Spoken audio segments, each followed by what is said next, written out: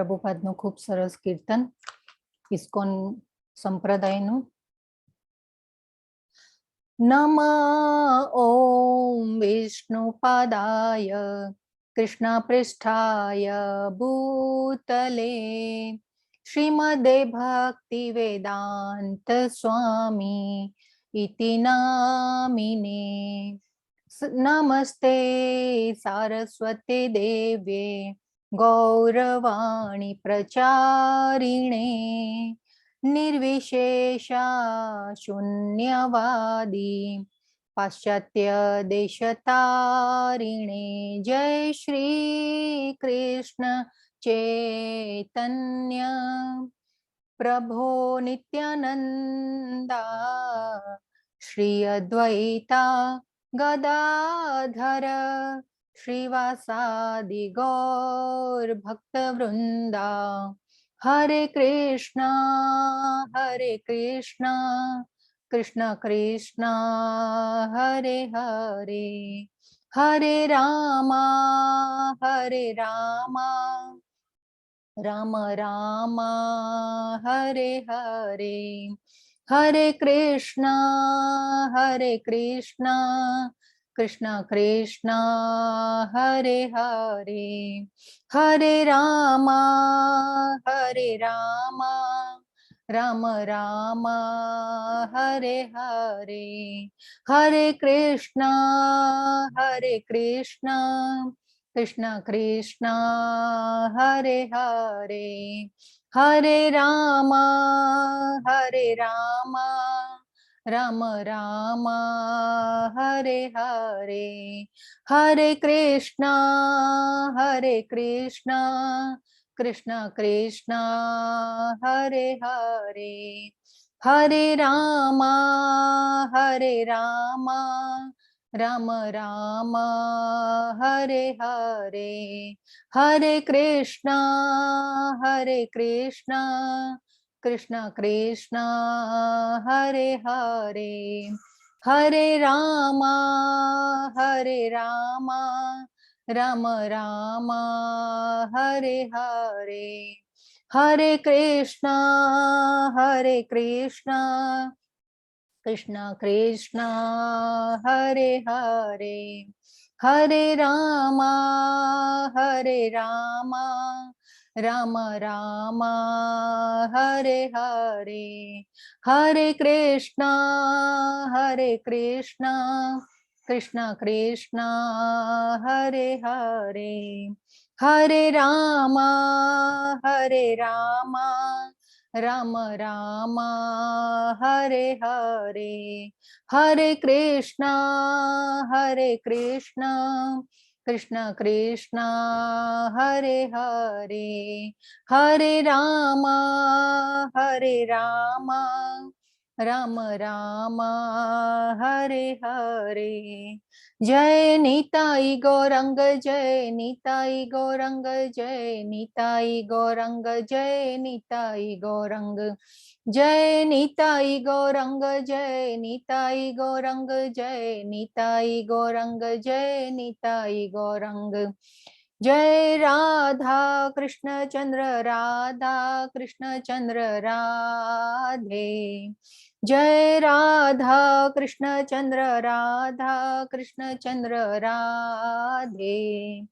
जय श्री राधे गोविंदा राधे गोविंदा राधे गोविंदा. जय श्री राधे गोविंदा जय श्री राधे गोविंदा राधे गोविंदा राधे गोविंदा. जय श्री राधे गोविंदा जय श्री राधे गोविंदा राधे गोविंदा राधे गोविंदा. जय श्री राधे गोविंदा जय श्री राधे गोविंदा राधे गोविंदा राधे गोविंदा. जय श्री राधे गोविंदा जय श्री राधे गोविंदा राधे गोविंदा राधे गोविंदा. जय श्री राधे गोविंदा.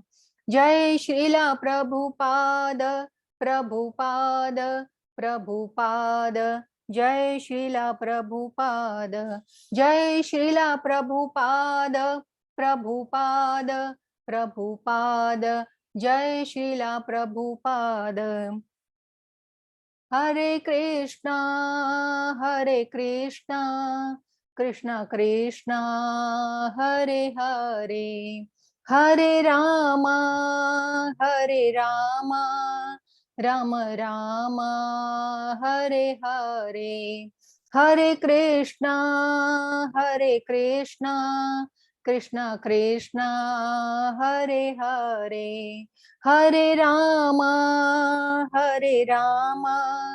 राम राम हरे हरे, हरे कृष्णा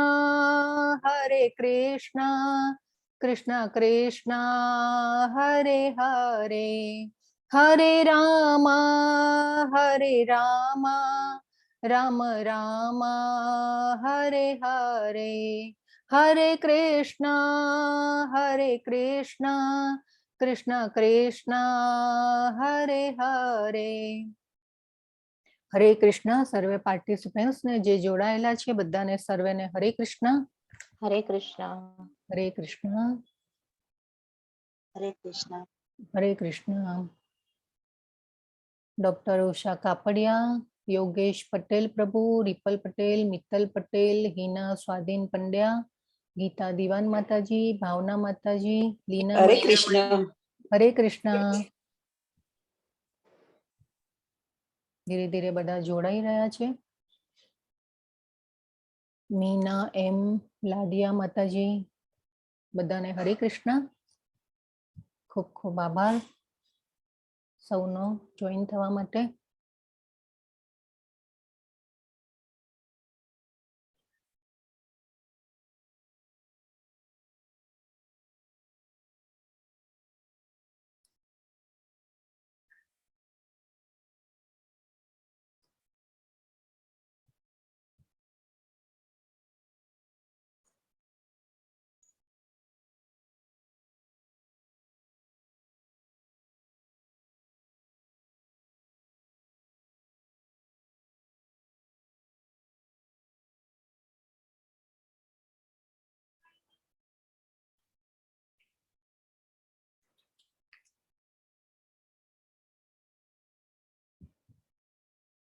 तो 4 वाग्या छे, आपणे मंगलाचरण थी स्टार्ट करिए।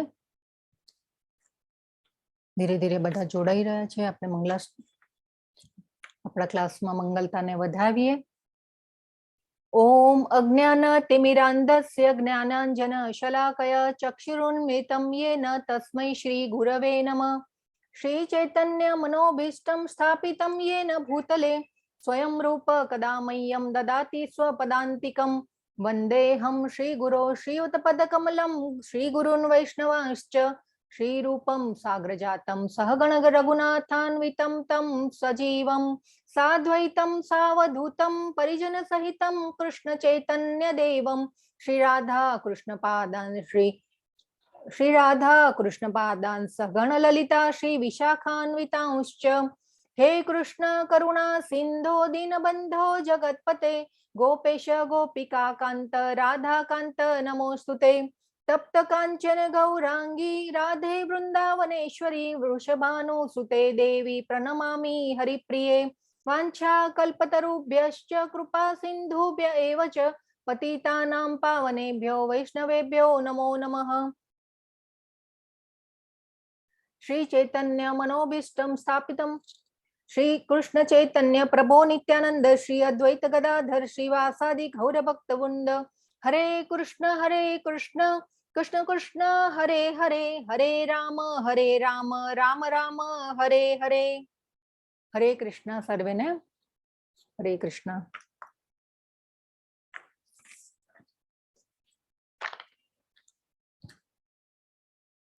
ओके, एक फाइल मारे पाછી शेर करवी पड़શે सेकंड अध्याय ની।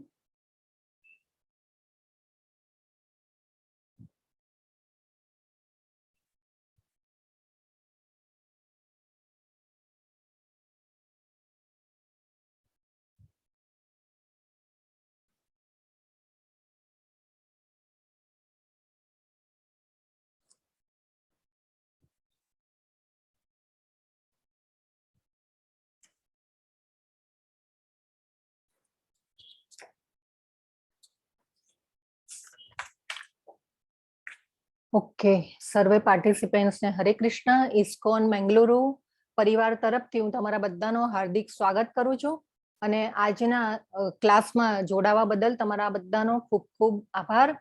સર્વે પાર્ટિસિપેન્ટ્સ ને હરે કૃષ્ણ. તો આજનો જે અધ્યાય છે, અધ્યાય 2, ગીતાનો સારાંશ, શ્રીલા પ્રભુપાદને નમન કરીને આપણે આગળ વધીએ.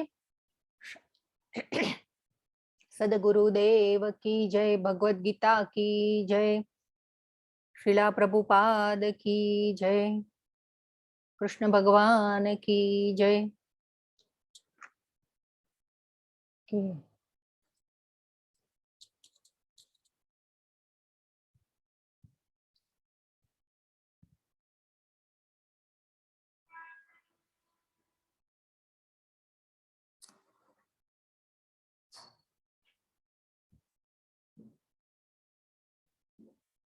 Just a minute.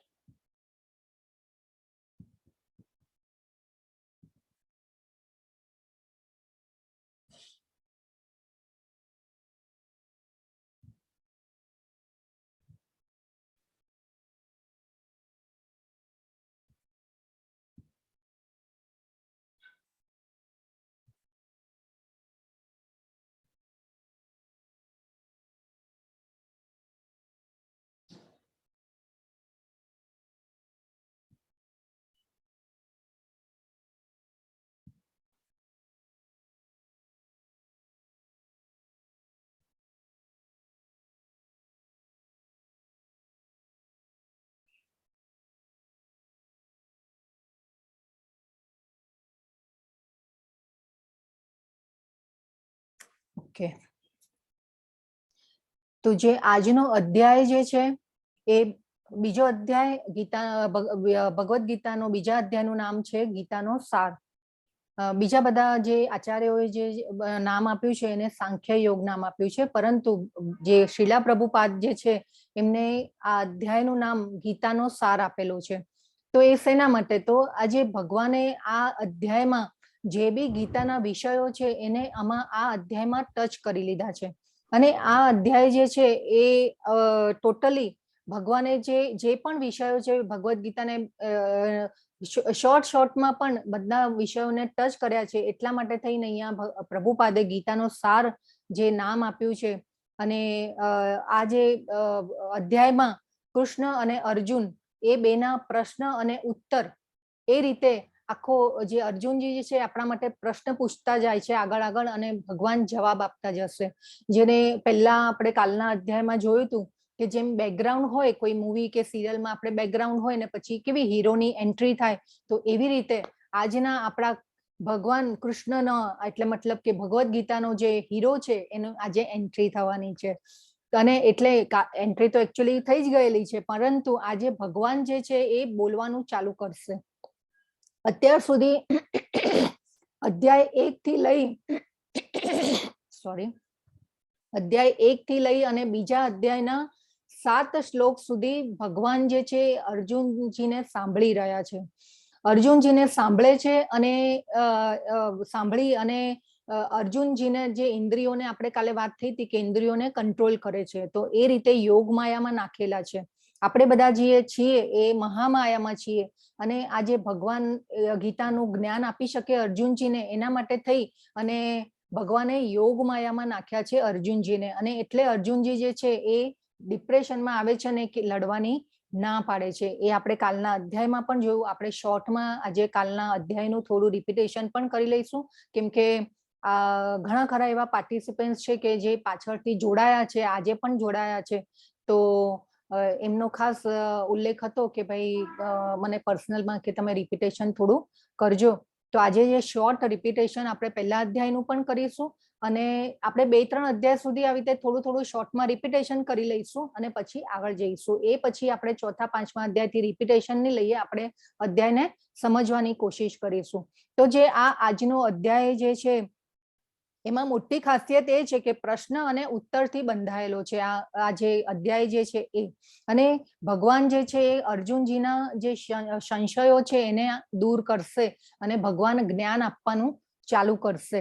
અત્યાર સુધી સખા અને મિત્ર તરીકે ભગવાન અર્જુનજીએ ભગવાનને ઓર્ડર કર્યો છે અને ભગવાનને કીધું છે કે તમે મારો રથ બે સેનાની વચ્ચે લઈ જાઓ અને મારે બધાને જોવા છે, મારા કાકાઓ જે ગુરુઓ છે, કાકાઓ મામાઓ એ બધા, અને ખાસ તો દુર્યોધન જે છે, ધૃતરાષ્ટ્રના જે દુર્બુદ્ધિ વાળા પુત્રો છે એની શક્તિનો માપ કાઢવા માટે થઈને પણ અર્જુને ભગવાનને કીધું છે કે તમે મારો રથ લઈ જાઓ બે સેનાની રથની વચ્ચે, અને ભગવાન લઈને જાય છે. એટલે આ અત્યાર સુધીનું જે બેકગ્રાઉન્ડ હતું એ આ હતું કે રથ આવી જાય છે બે સેનાની વચ્ચે, અને જે અર્જુનજી છે એ એમના ગુરુઓ દાદા અને બધાને જોઈ અને પછી લડવાની ના પાડે છે. તો લડવાના જે કારણો હતા, ન લડવાના કારણો હતા, એમાં આપણે જોયેલું, કોઈને યાદ છે? હરે કૃષ્ણ. કોઈને યાદ છે કાલના 5 લડવાના ન કારણો કયા કયા હતા? હરે કૃષ્ણ. બધા અનમ્યુટ કરીને બોલી શકો છો. કરુણા, આનંદ નથી, પાપ, પરંપરાઓ અને અનિશ્ચિતતા. જી, ખૂબ સરસ. કોણ બોલો છો માતાજી? ક્યાંથી બોલો છો? જલપા માતાજી, અમદાવાદ. યસ, ખૂબ સરસ માતાજી. ઓકે, તો જે અર્જુનના ન લડવાના જે કારણો હતા એમાં આ અધ્યાયમાં જે ભગવાન જે છે એ આ ન લડવાના કારણોના જવાબો આપશે આ અધ્યાયમાં. તો આપણે જે કાલના જે ન લડવાના કારણો હતા એમાં એ જે પહેલું કારણ હતું કરુણા. તો અર્જુનને એકચ્યુઅલી તો ખબર હતી કે ખૂબ મોટી જાનહાનિ થશે અને લોકો હણાશે, મોટી સંખ્યામાં જે મૃત્યુ થશે. તો એના માટે થઈ અને આજે ભીષ્મ, દાદા ભીષ્મ છે, ગુરુ દ્રોણ છે, જેને વિદ્યા શીખવેલી, એમની પાસે ભણ્યા હતા, એ ઇવન ભીષ્મ દાદાએ એમને કેટલા સાચવેલા હતા એ બધું યાદ કરી અને એમને કરુણા આવે છે. તો આ કરુણા જે એકચ્યુઅલી તો અર્જુનજી છે ને એમને કરુણા ન આવી જોઈએ અને આ આવી રીતે ડિપ્રેશનમાં ન આવવા જોઈએ કે મારે નથી લડવું કરીને, કેમ કે અર્જુન તો ક્ષત્રિય હતા, એ દીર્ઘદ્રષ્ટા હતા. એ આ પહેલા પણ અર્જુનજીએ તો યુદ્ધ ઘણા જીતેલા હતા, તે છતાં પણ અર્જુન જે છે આવી રીતે ડિપ્રેશનમાં આવે છે અને લડવાની ના પાડે છે. તો આપણે આ જે કરુણા જે છે એ કરુણાનો જવાબ આપણે આ અધ્યાયમાં ભગવાન આગળ આપશે. તો બીજી બાજુ જે દુર્યોધન જે છે એને તો એમ હતું કે ભાઈ મારી પાસે 11 અક્ષોની સેના છે, મારી પાસે ગુરુ દ્રોણ છે, ભીષ્મ છે, કૃપાચાર્ય છે, ઇવન રાજાઓ જે મોટા મોટા રાજાઓ હતા એ વખતે, તો એ પણ બધા જે સર્વોપરી સત્તા એ વખતે તો દુર્યોધન પાસે હતી, એટલા માટે બધા રાજાઓ પણ એ લોકો એમની સાથે જોડાયેલા હતા. તો આપણે પણ અત્યારે એવી રીતે જોઈએ છીએ કે જેની પાસે પાવર હોય ને એની પાછળ પાછળ બધા ભાગતા હોય. આ વસ્તુ આપણે પણ અત્યારે જોયેલી છે. તો એ કાળમાં પણ આવી બધી પોલિટિક્સ તો થતી હતી. તો આ જે બધા રાજાઓ જે છે, આજુબાજુના રાજ્યોના રાજાઓ પણ બધા દુર્યોધનની સાથે જોડાયેલા હતા અને એની સેના જે 11 અક્ષોની સેના હતી, આ બાજુ પાંડવોની સેના જે હતી એ 7 અક્ષોની હતી. તો આ જે કરુણા આવે છે અને લડવાની ના પાડી દે છે કે હું આ બધા મારા સગાવાલાઓને હું મારીશ અને એનું મને પાપ લાગશે. તો અને એક બીજું છે કે મને આનંદ નથી, એનો એ જે અર્જુનજી કહે છે કે ભાઈ મને પૃથ્વીનું રાજ્ય પણ મળશે તો પણ હું આનંદ કેવી રીતે કરી શકીશ, કેમ કે મારી સાથે આનંદ કરવા વાળા જે લોકો છે એ જ મારી સાથે નહીં રહે તો હું કેવી રીતે આનંદ કરીશ. એકચ્યુઅલી વૈદિક કાળમાં એવું હતું કે જે રાજાઓ હતા એમાં જે સામ્રાજ્ય જ્યારે મળે ને ત્યારે આખા પૃથ્વીના ઉપર સામ્રાજ્ય કરતા રાજાઓ. એ વૈદિક કાળમાં એવું હતું કે જે રાજા હોય એ આખી પૃથ્વી પર એને એટલે સમ્રાટ કહેવાતા. તો આ જે આનંદ નથી એટલે કે મારા હું સગાવાલાઓ જ નહીં હોય તો હું કેવી રીતે આનંદ કરીશ. આપણે પણ અત્યારે જોઈએ કે ભાઈ આપણને પણ આનંદ કરવો હોય તો આપણને કોણ જોઈએ? આપણું ફેમિલી જોઈએ, આપણા સગાવાલા જોઈએ, આપણા મિત્ર મંડળ જોઈએ. એ રીતે તો અર્જુન જઈ પણ લડવાની ના પાડે છે અને કે છે કે ભાઈ હું આ બધા સગાવાલાઓને મારી અને હું આનંદ નહીં કરી શકું. જો મને પૃથ્વીનું રાજ્ય મળશે, સ્વર્ગ મળશે તો પણ હું આને આનંદમાં નહીં રહી શકું. તો આ રીતે અર્જુનજી કે છે ભગવાનને, અને એક બીજું કે છે કે આ બધાને જો આટલા મૃત્યુઓ થશે તો એનું મને પાપ લાગશે. હવે પાપનો જે વિચાર જે છે એ કોણ કરે? કે ભક્ત હોય કે જેને પુણ્યશાળી આત્મા હોય એ જે હોય એ જ પાપ અને પુણ્યનો વિચાર કરે. ભક્ત હોય, ભક્તમાં કરુણા આવે, આ રીતના વિચારો આવે અને ભગવાન કૃષ્ણને કહે છે કે મને દુર્ભાગ્ય તરફ તમે લઈ જઈ રહ્યા છો, તમે ભાગ્યની દેવી લક્ષ્મીજીના પતિ છો અને તે છતાં પણ મને દુર્ભાગ્ય તરફ હું જઈ રહ્યો છું અને તમે મને કહી રહ્યા છો યુદ્ધ લડવા માટે. તો આ ભગવાનને કહે છે કે મને આ બધાનું પાપ લાગશે અને હું દુર્ભાગ્યના રસ્તે જઈ રહ્યો છું, તો હું આ યુદ્ધ નહીં લડું. એ પછી આવે છે કૌટુંબિક પરંપરાઓ. તો કૌટુંબિક પરંપરાઓમાં એવું છે કે જે પુરુષો, આપણે યુદ્ધ કરવા માટે ઓલવેઝ પુરુષોને વડીલો જ જતા હોય, અને આ જે પુરુષોને વડીલો જો હણાશે તો જે કુટુંબમાં સંસ્કાર સિંચન કરવા વાળા જે વડીલો જ નહીં રહે, તો પછી કુળની જે પરંપરા રીત રિવાજો જે છે એ બધા નષ્ટ પામશે અને એ નષ્ટ થશે તો સમાજમાં અંધાધૂંધી ફેલાશે. તો એના માટે થઈ અને અર્જુન જે છે એ ના પાડે છે યુદ્ધ કરવાની, કે સમાજમાં આપણે જોયું હતું કે કાલે આતતાઈઓ, તો એ આવા સમાજમાં અંધાધૂંધી ફેલાય અને આતતાઈઓ પણ પેદા થશે અને સમાજમાં અવ્યવસ્થા ફેલાશે. એટલા માટે થઈ અને અર્જુનજી કે ના પાડે છે. અર્જુન દીર્ઘદ્રષ્ટા હતા. તો એ માટે બીજું જે છે અનિશ્ચિતતા. તો અનિશ્ચિતતા એવું છે કે આપણને ઘણીવાર આપણને પણ એવી અનિશ્ચિતતા લાગે જીવનમાં કે આપણને એવા કોઈ પ્રશ્નો આવે આપણી સામે, તો આપણને કયા રસ્તે જવું એ ખબર ન પડે. ઘણીવાર આપણને એ આપણા ઘણા એવા આર્થિક પ્રશ્નો હોય, માનસિક હોય, સામાજિક હોય, ઘણા એવા પ્રશ્નો હોય કે એવા પ્રશ્નોમાં આપણને અનિશ્ચિતતા લાગે છે. તો અને ઘણીવાર તો આપણને એવું થાય કે આપણા મૃત્યુ પણ આપણી સામે ઘણીવાર દેખાય, એવું પણ બનતું હોય, એવો પણ કોઈકને અનુભવ થયા હશે. ઇવન આપણે આ કોરોના કાળમાં પણ જોઈ ગયા કે આપણા સગાવાલાઓના કેટલા મૃત્યુ થયા. તો એ પ્રમાણે અનિશ્ચિતતા, ભય, એ આ જે છે એ ભય લાગતા હોય છે ને, અનિશ્ચિતતા લાગતી હોય છે. તો એ રીતે અર્જુન જે છે લડવાની ના પાડી દે છે અને એનું ગાંડીવ નીચે મૂકી અને ભગવાનને ના પાડે છે કે હું જંગલમાં જઈને હું ભિક્ષા માંગીને ચલાવી લઈશ, પણ મારે લડવું નથી. એકચ્યુઅલી તો જે અર્જુન જે છે ને એનું વ્યક્તિત્વ આપણે આગળ પણ જોતા રહીશું ધીરે ધીરે. અર્જુન જે છે એ એમને ગુડાકેશ કીધા છે, એમને નિદ્રા ઉપર પણ વિજય મેળવેલો છે. તો એકવાર એવું થાય છે કે ભીમ અને અર્જુન, આપણે પહેલા તો ગુરુકુળમાં ભણાવવામાં આવતા બાળકોને, અને આ જે શિષ્યો છે ગુરુની ઓલામાં રહી, ગુરુકુળમાં રહી અને પાઠ ભણતા જીવનનો. અને એ પ્રમાણે તો એકવાર એવું થાય છે કે ગુરુકુળમાં જ્યારે ભણતા હોય છે ત્યારે એક સાંજે એવું થાય છે કે વંટોળ આવે છે અને પવન બહુ ફૂંકાય છે. ત્યારે અંધારું થઈ જાય છે અને એ અંધારામાં જ્યારે ભીમ છે એની પ્રકૃતિ ઓલી જે છે કહેવાય ને કે ખાવાની હોય છે, તો એ ભીમ જે છે એ ભીમ જમતા હોય છે અને એ જમતા જમતા પણ એ એવા વંટોળ અને પવનની વચ્ચે પણ એ ખાઈ શકે છે. કેમ કે એ એમની વૃત્તિ એવી હોય છે કે ભૂખ્યા નથી રહી શકતા ને ઓલું આપણે કહેવાય ને કે વૃકોદર કીધા છે એમને. તો એ રીતે તો અર્જુનજીને આ વિચાર આવે છે કે જો ભીમ આવા માહોલમાં પણ જો ખાઈ શકતો હોય ને જમી શકતો હોય, તો હું જે અંધારામાં હું બાણ કેમ ન ચલાવી શકું. તો એ પછી અર્જુન જે છે એ બાણ વિદ્યા, શબ્દભેદી બાણની વિદ્યા શીખે છે અને રોજ રાત્રે ગુરુકુળમાં ભલે બધા શિષ્યો ગુરુઓ આરામ કરતા હોય રાતના ટાઈમે, ત્યારે એ નીકળે અને રાતોની રાતો જાગી અને એમને શબ્દભેદી અંધારામાં એવા બાણ ચલાવવાની પોતે જાતે પ્રેક્ટિસ કરેલી છે. એવા અર્જુનજી અત્યારે આ જે છે એ એમને આ ડિપ્રેશન આવી ગયું છે કે હું લડીશ નહીં, એટલે એમને ગુડાકેશ કીધા છે, કેમ કે એમને નિદ્રા ઉપર વિજય મેળવેલો છે, એટલે એમને ગુડાકેશ કીધા છે.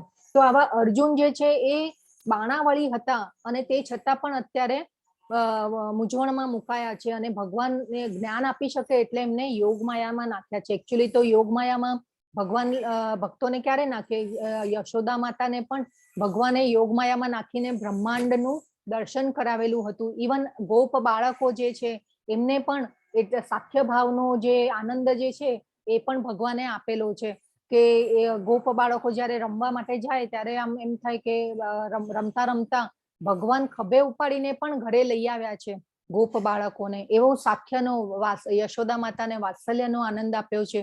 તો એ રીતે તો જો ભગવાન યોગ માયામાં ન નાખે તો ભગવાન જે આ ભક્તો છે એમને આ જે આનંદ મળવો જોઈએ, દાસ્ય, સાખ્ય, વાત્સલ્ય, તો એનો આનંદ કેવી રીતે મળે? તો એ પ્રમાણે ભગવાને લીલાઓ કરેલી છે. સોરી.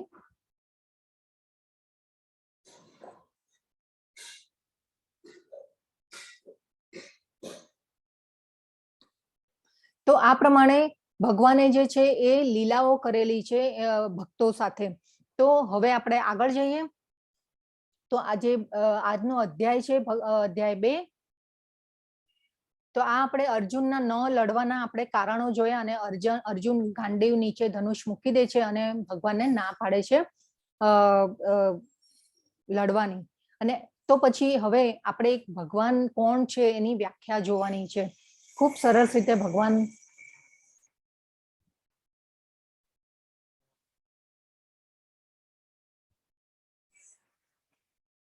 તો જે ભગવાન કોણ છે, તો આપણે આજે આપણે ભગવાનને સમજીશું ને ભગવાન આટલું જ્ઞાન આપે તો આપણે ભગવાનને સમજવા જોઈએ. તો ભગવાન કોણ છે? તો આપણે ઘણીવાર ઘણીવાર આપણને વિચાર આવે કે ઘણા બોલતા હોય કે ભાઈ ભગવાન છે ને બધું સારાવાના થઈ જશે.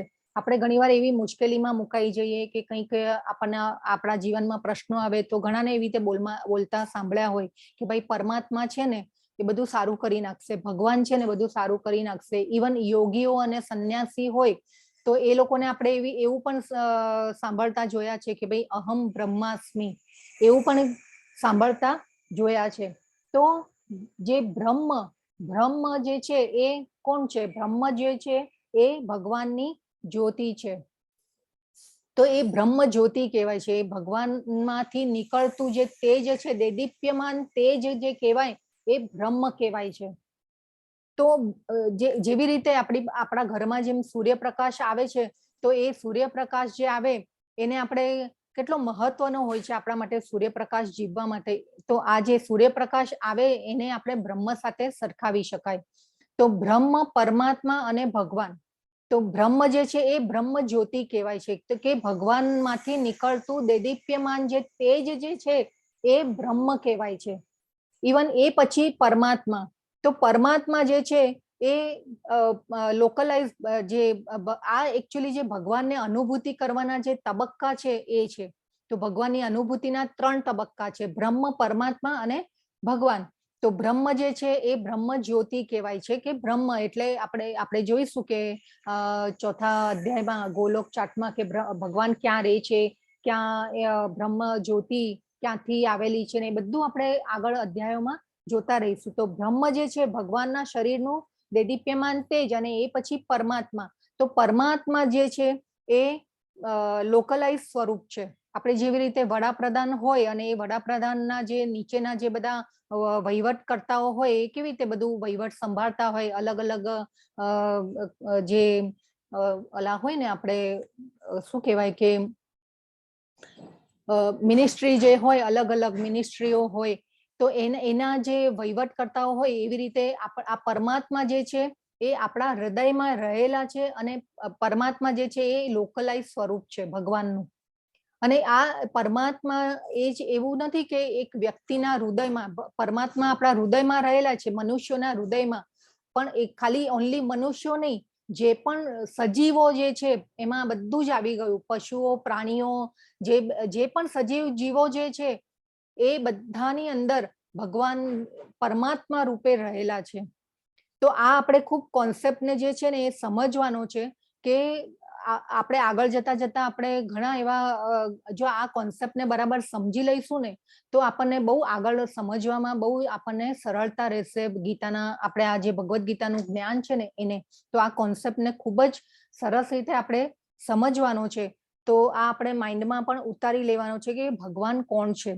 તો જેવી રીતે આપણે વાત કરી કે પ્રાઇમ મિનિસ્ટર હોય અને એ પછી જેમ અલગ અલગ મિનિસ્ટ્રીઓ આપેલી હોય, બધા અલગ અલગ જે વડાઓ હોય એને મિનિસ્ટ્રીઓ આપે વડાપ્રધાન. તો એ રીતે જ જે પરમાત્મા જે છે એ લોકલાઇઝ સ્વરૂપ છે ભગવાનનું, અને આપણા હૃદયમાં રહેલા છે. તો જેવી રીતે આપણી જ્યારે સૃષ્ટિનું સર્જન થયું ને, તો જેવી રીતે સૃષ્ટિનું જ્યારે સર્જન થયું ત્યારે એવું હતું કે એક હું તમને સમજાવું ને કે ભાઈ કેવી રીતે આગ હોય અને આગમાંથી નીકળતા કેવા તણખલા હોય. તો આપણે પણ એકચ્યુઅલી તો છે ને ભગવાનનો અંશ જ છીએ. તો એ રીતે ભગવાન આપણા જે હૃદયમાં આત્મા પણ રહેલો છે અને પરમાત્મા પણ રહેલા છે.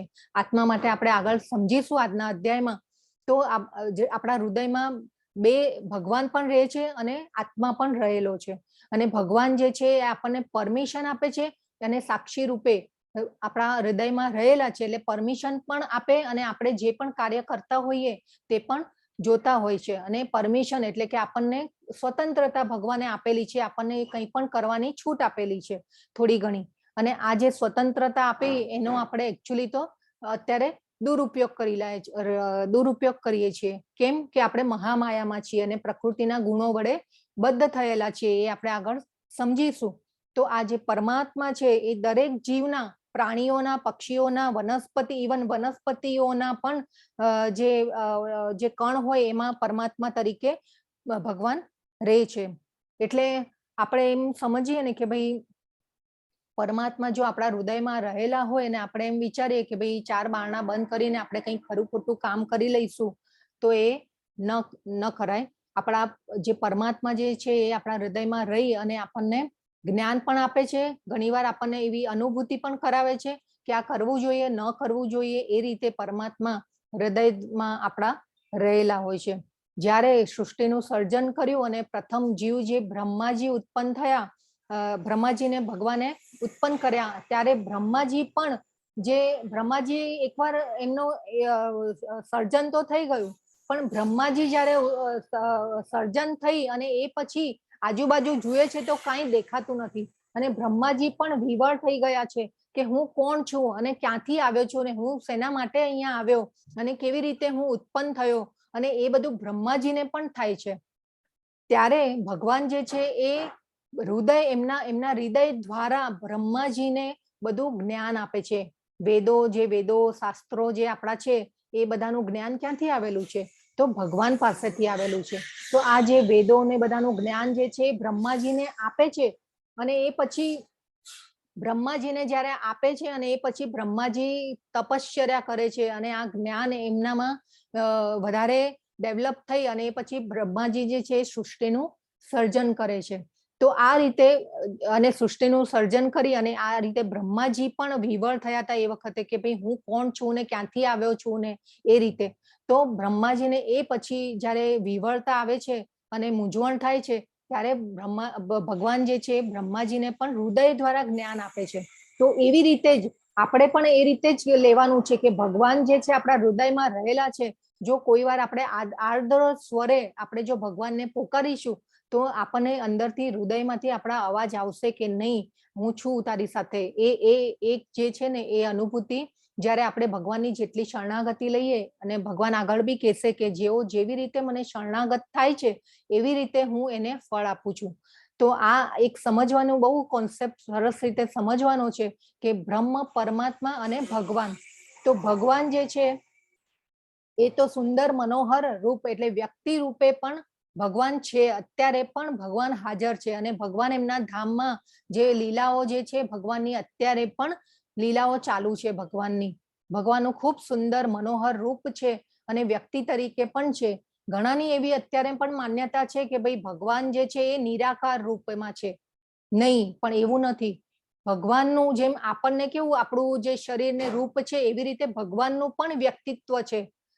આ એક કોન્સેપ્ટ ખૂબ સરસ રીતે સમજવાનો છે અને ભગવાનને આપણે ખૂબ સરસ રીતે સમજવાના. ભગવાન નિરાકાર નથી. અત્યાર સુધી ઘણા એવા ધર્મ સંસ્થાઓ છે, આપણે બોલવું ન જોઈએ, આપણે કોઈને આપણે ભાવનાઓને ઠેસ નથી પહોંચાડી, પરંતુ ઘણી એવી ધર્મ સંસ્થાઓ છે કે જે બ્રહ્મમાં ભળી જવાનું એવું ધ્યાન કરીને બ્રહ્મમાં ભળી જવાનું એ જે કોન્સેપ્ટ છે એ આપણે એને ભગવાને સ્વીકાર્યો નથી. બ્રહ્મની ઉપર પણ ભગવાનને પામવા માટેના આ તબક્કાઓ છે આપણી પાસે, અને ભગવાન આગળ પણ કહેશે કે તમે મને કેવી રીતે પામી શકશો. તો આ ભગવાન જે છે નિરાકાર નથી, ભગવાનનું વ્યક્તિરૂપ પણ છે. તો અને ભગવાન જે અત્યારે પણ એમના ધામમાં લીલાઓ કરી રહ્યા છે. ઇવન ભગવાન જે છે બધા બ્રહ્માંડોનો વિસ્તાર કરીને આપણે આગળ ધીરે ધીરે બધું જોતા રહીશું. તો જે ભગવાન એમના ભક્તો સાથે લીલા કરતા હોય છે, અને ભગવાન આપણે વિચારીએ કે આપણને પ્રશ્ન પણ થાય કે ઘણીવાર આપણને એમ વિચાર આવે કે ભાઈ ભગવાન એમના ધામમાં બેઠા છે તો આપણી પાસે કેવી રીતે હોય, આપણા હૃદયમાં કેવી રીતે હોય. તો એ પણ આપણને વિચાર આવે. તો આ વિચાર જે છે એ આપણે જેમ વાત કરી કે આગમાંથી નીકળતા જે તણખલાઓ હોય એ તણખલા સ્વરૂપ આપણે છીએ. જે તણખલા આગના જે તણખલાઓ છે એકચ્યુઅલી તો આપણે આગનો જ એક ભાગ છે. જેવી રીતે સોનું હોય તો સોનાના જે રજકણો હોય તો એ સોનું જ કહેવાય છે. તો એ રીતે આપણે જ્યારે સૃષ્ટિનું સર્જન કર્યું અને એ ભગવાને આપણને બધાને સર્જ્યા છે. આપણે આગળ સમજીશું, અત્યારે આત્માનો જે કોન્સેપ્ટ છે એમાં આગળ ધીરે ધીરે સમજીશું. તો ભગવાન જે છે એ વ્યક્તિ રૂપ છે અને નિરાકાર નથી. તો જે બ્રહ્મમાં ભળી જવાની જે વાત છે એનો કોન્સેપ્ટ જે છે એ અહીંયા આપણે દૂર થઈ જાય છે. ભગવાન આપણે એકચ્યુઅલી મનુષ્ય જીવન જે છે એ ભગવાનને પામવા માટે મળ્યું છે. ભગવાનના ધામમાં જવા માટે આપણને મનુષ્ય જીવન મળ્યું છે. એ આપણે ખાસ કોન્સેપ્ટ જે છે એને સમજવાનો છે. તો જે આ કોન્સેપ્ટ જે છે બ્રહ્મ એટલે શું કે આપણે જે બોલે સત ચિત્ત અને આનંદ. તો સત બ્રહ્મ એટલે કે સત, એમાં શાશ્વતતા મળે છે. હા, ભગવાન આગળ એ પણ કહેશે કે તમે એ રીતે પણ મને ભજી શકો છો, પણ એ રસ્તો ખોટો છે. એ જે મને એ પછી ભગવાનને આપણે સીધા કેવી રીતે મળી શકીએ ને એ પણ ભગવાન બધી બહુ જ જ્ઞાન ડે બાય ડે ભગવાન હાયર એન્ડ હાયર કરતા જશે અને આપણને ભગવાનને કેવી રીતે પામવા તો એ પણ ભગવાન આપણને આગળ બતાવશે. તો એક સત ચિત્ત અને આનંદ. તો સત એટલે બ્રહ્મ એટલે સત એટલે એમાં શાશ્વતતા છે, શાશ્વત છે. શાશ્વત એટલે અવિનાશી. પછી છે પરમાત્મા. તો પરમાત્મા એટલે ચિત્ત, સત ચિત્ત અને આનંદ. તો બ્રહ્મમાં શાશ્વતતા છે, પરમાત્મા જે છે એમાં અજ્ઞાન, ચિત્ત એટલે જ્ઞાન. તો એમાં ભૂત ભવિષ્ય અને વર્તમાન બધાનું જ્ઞાન હોય છે. આ જે છે ભગવાનના આત્મક સાક્ષાત્કારના જે પગથિયા જે છે એ આ રીતે આપણે સીડી ઉપર ચડવાની છે. પરંતુ આપણે સીધી સીડી ન ચડીને લિફ્ટનો પણ ઉપયોગ કરી શકીએ છીએ. એ આપણને ભગવાન આગળ બતાવશે. તો ભગવાનનું જે મનોહર રૂપ છે એ વ્યક્તિ રૂપે પણ છે. અને એ પછી પરમાત્મા એટલે કે જ્ઞાન. અને જ્ઞાન પરમાત્માને જો આપણે ભજીએ છીએ અને પરમાત્માનું ધ્યાન ધરીએ છીએ તો એમાં આપણને સત અને ચિત્ત બેનું જ્ઞાન થાય છે. બ્રહ્મમાં ખાલી શાશ્વતતા આવે છે, પછી પરમાત્મામાં સત અને ચિત્ત એટલે કે શાશ્વતતા જ્ઞાન બેઉ આવે છે. અને જો ભગવાનને ભજીએ છીએ તો એમાં પરમાનંદ, સત ચિત્ત અને આનંદ. તો આનંદ મળે છે. ભગવાનને ભજવાથી આનંદ મળે છે. જો તમે આપણે ભગવાનનું કોઈ પણ કામ કરતા હશું ને તો આપણને આનંદ મળશે. એમાં એક સુખનો, શાંતિનો એક અનુભવ થશે. તમે જપ કરતા હોય, માળા કરતા હોય, ભગવાનની સેવા કાર્ય કરતા હોય કે કંઈ પણ ભગવાનનું તમે કાર્ય કરશો ને તો તમને આનંદ મળશે. તો આ જે ભગવાનને પામવાના આ જે છે એ તબક્કા છે. તો આ તબક્કાઓ જે છે એ આપણે ખૂબ જ ધ્યાનથી સમજવાના છે અને આ કોન્સેપ્ટને બહુ જ અંદર ઉતારી દેવાનો છે કે ભગવાન નિરાકાર નથી, ભગવાન વ્યક્તિ રૂપ છે. આપણે જાણીએ કે ભાઈ અર્જુનને ભગવાને વ્યક્તિ રૂપે ઉપદેશ આપ્યો છે, ગીતાનું જ્ઞાન આપ્યું છે અને આપણને સર્જ્યા છે. તો ભગવાન કેમ નિરાકાર હોઈ શકે? ના, ભગવાન છે વ્યક્તિ રૂપે અને અત્યારે પણ છે ભગવાન વ્યક્તિ રૂપે. તો આ એક કોન્સેપ્ટ છે અને આ ભાગવતમમાં પણ આની ખૂબ જ સરસ રીતે ક્લેરિટી આપી છે. આ અધ્યાય, આ ભગવાનની જે આત્મક સાક્ષાત્કારના જે તબક્કા છે એની ખૂબ સરસ રીતે ક્લેરિટી આપેલી છે. તો જે આજનો બીજો અધ્યાય જે છે એમાં એ પછી આવે છે કે ભગવાનને સમજવાના જે તબક્કાઓ છે. તો એમાં જે બ્રહ્મ જે છે સૂર્યપ્રકાશ એટલે એ સૂર્યપ્રકાશ સાથે ભગવાનનું જે તેજ છે, એકચ્યુઅલી સૂર્ય જે છે એ ભગવાનની શક્તિ છે. અને બ્રહ્મ એટલે કે આપણે જેમ આ જે તબક્કાઓ જે છે એને આવી રીતે એક ઉદાહરણ તરીકે આપણને સમજાય કે ભાઈ સૂર્યનો જે પ્રકાશ આવે છે એને આપણે બ્રહ્મ સાથે સરખાવી શકીએ. એ પછી આવે સૂર્યની સપાટી.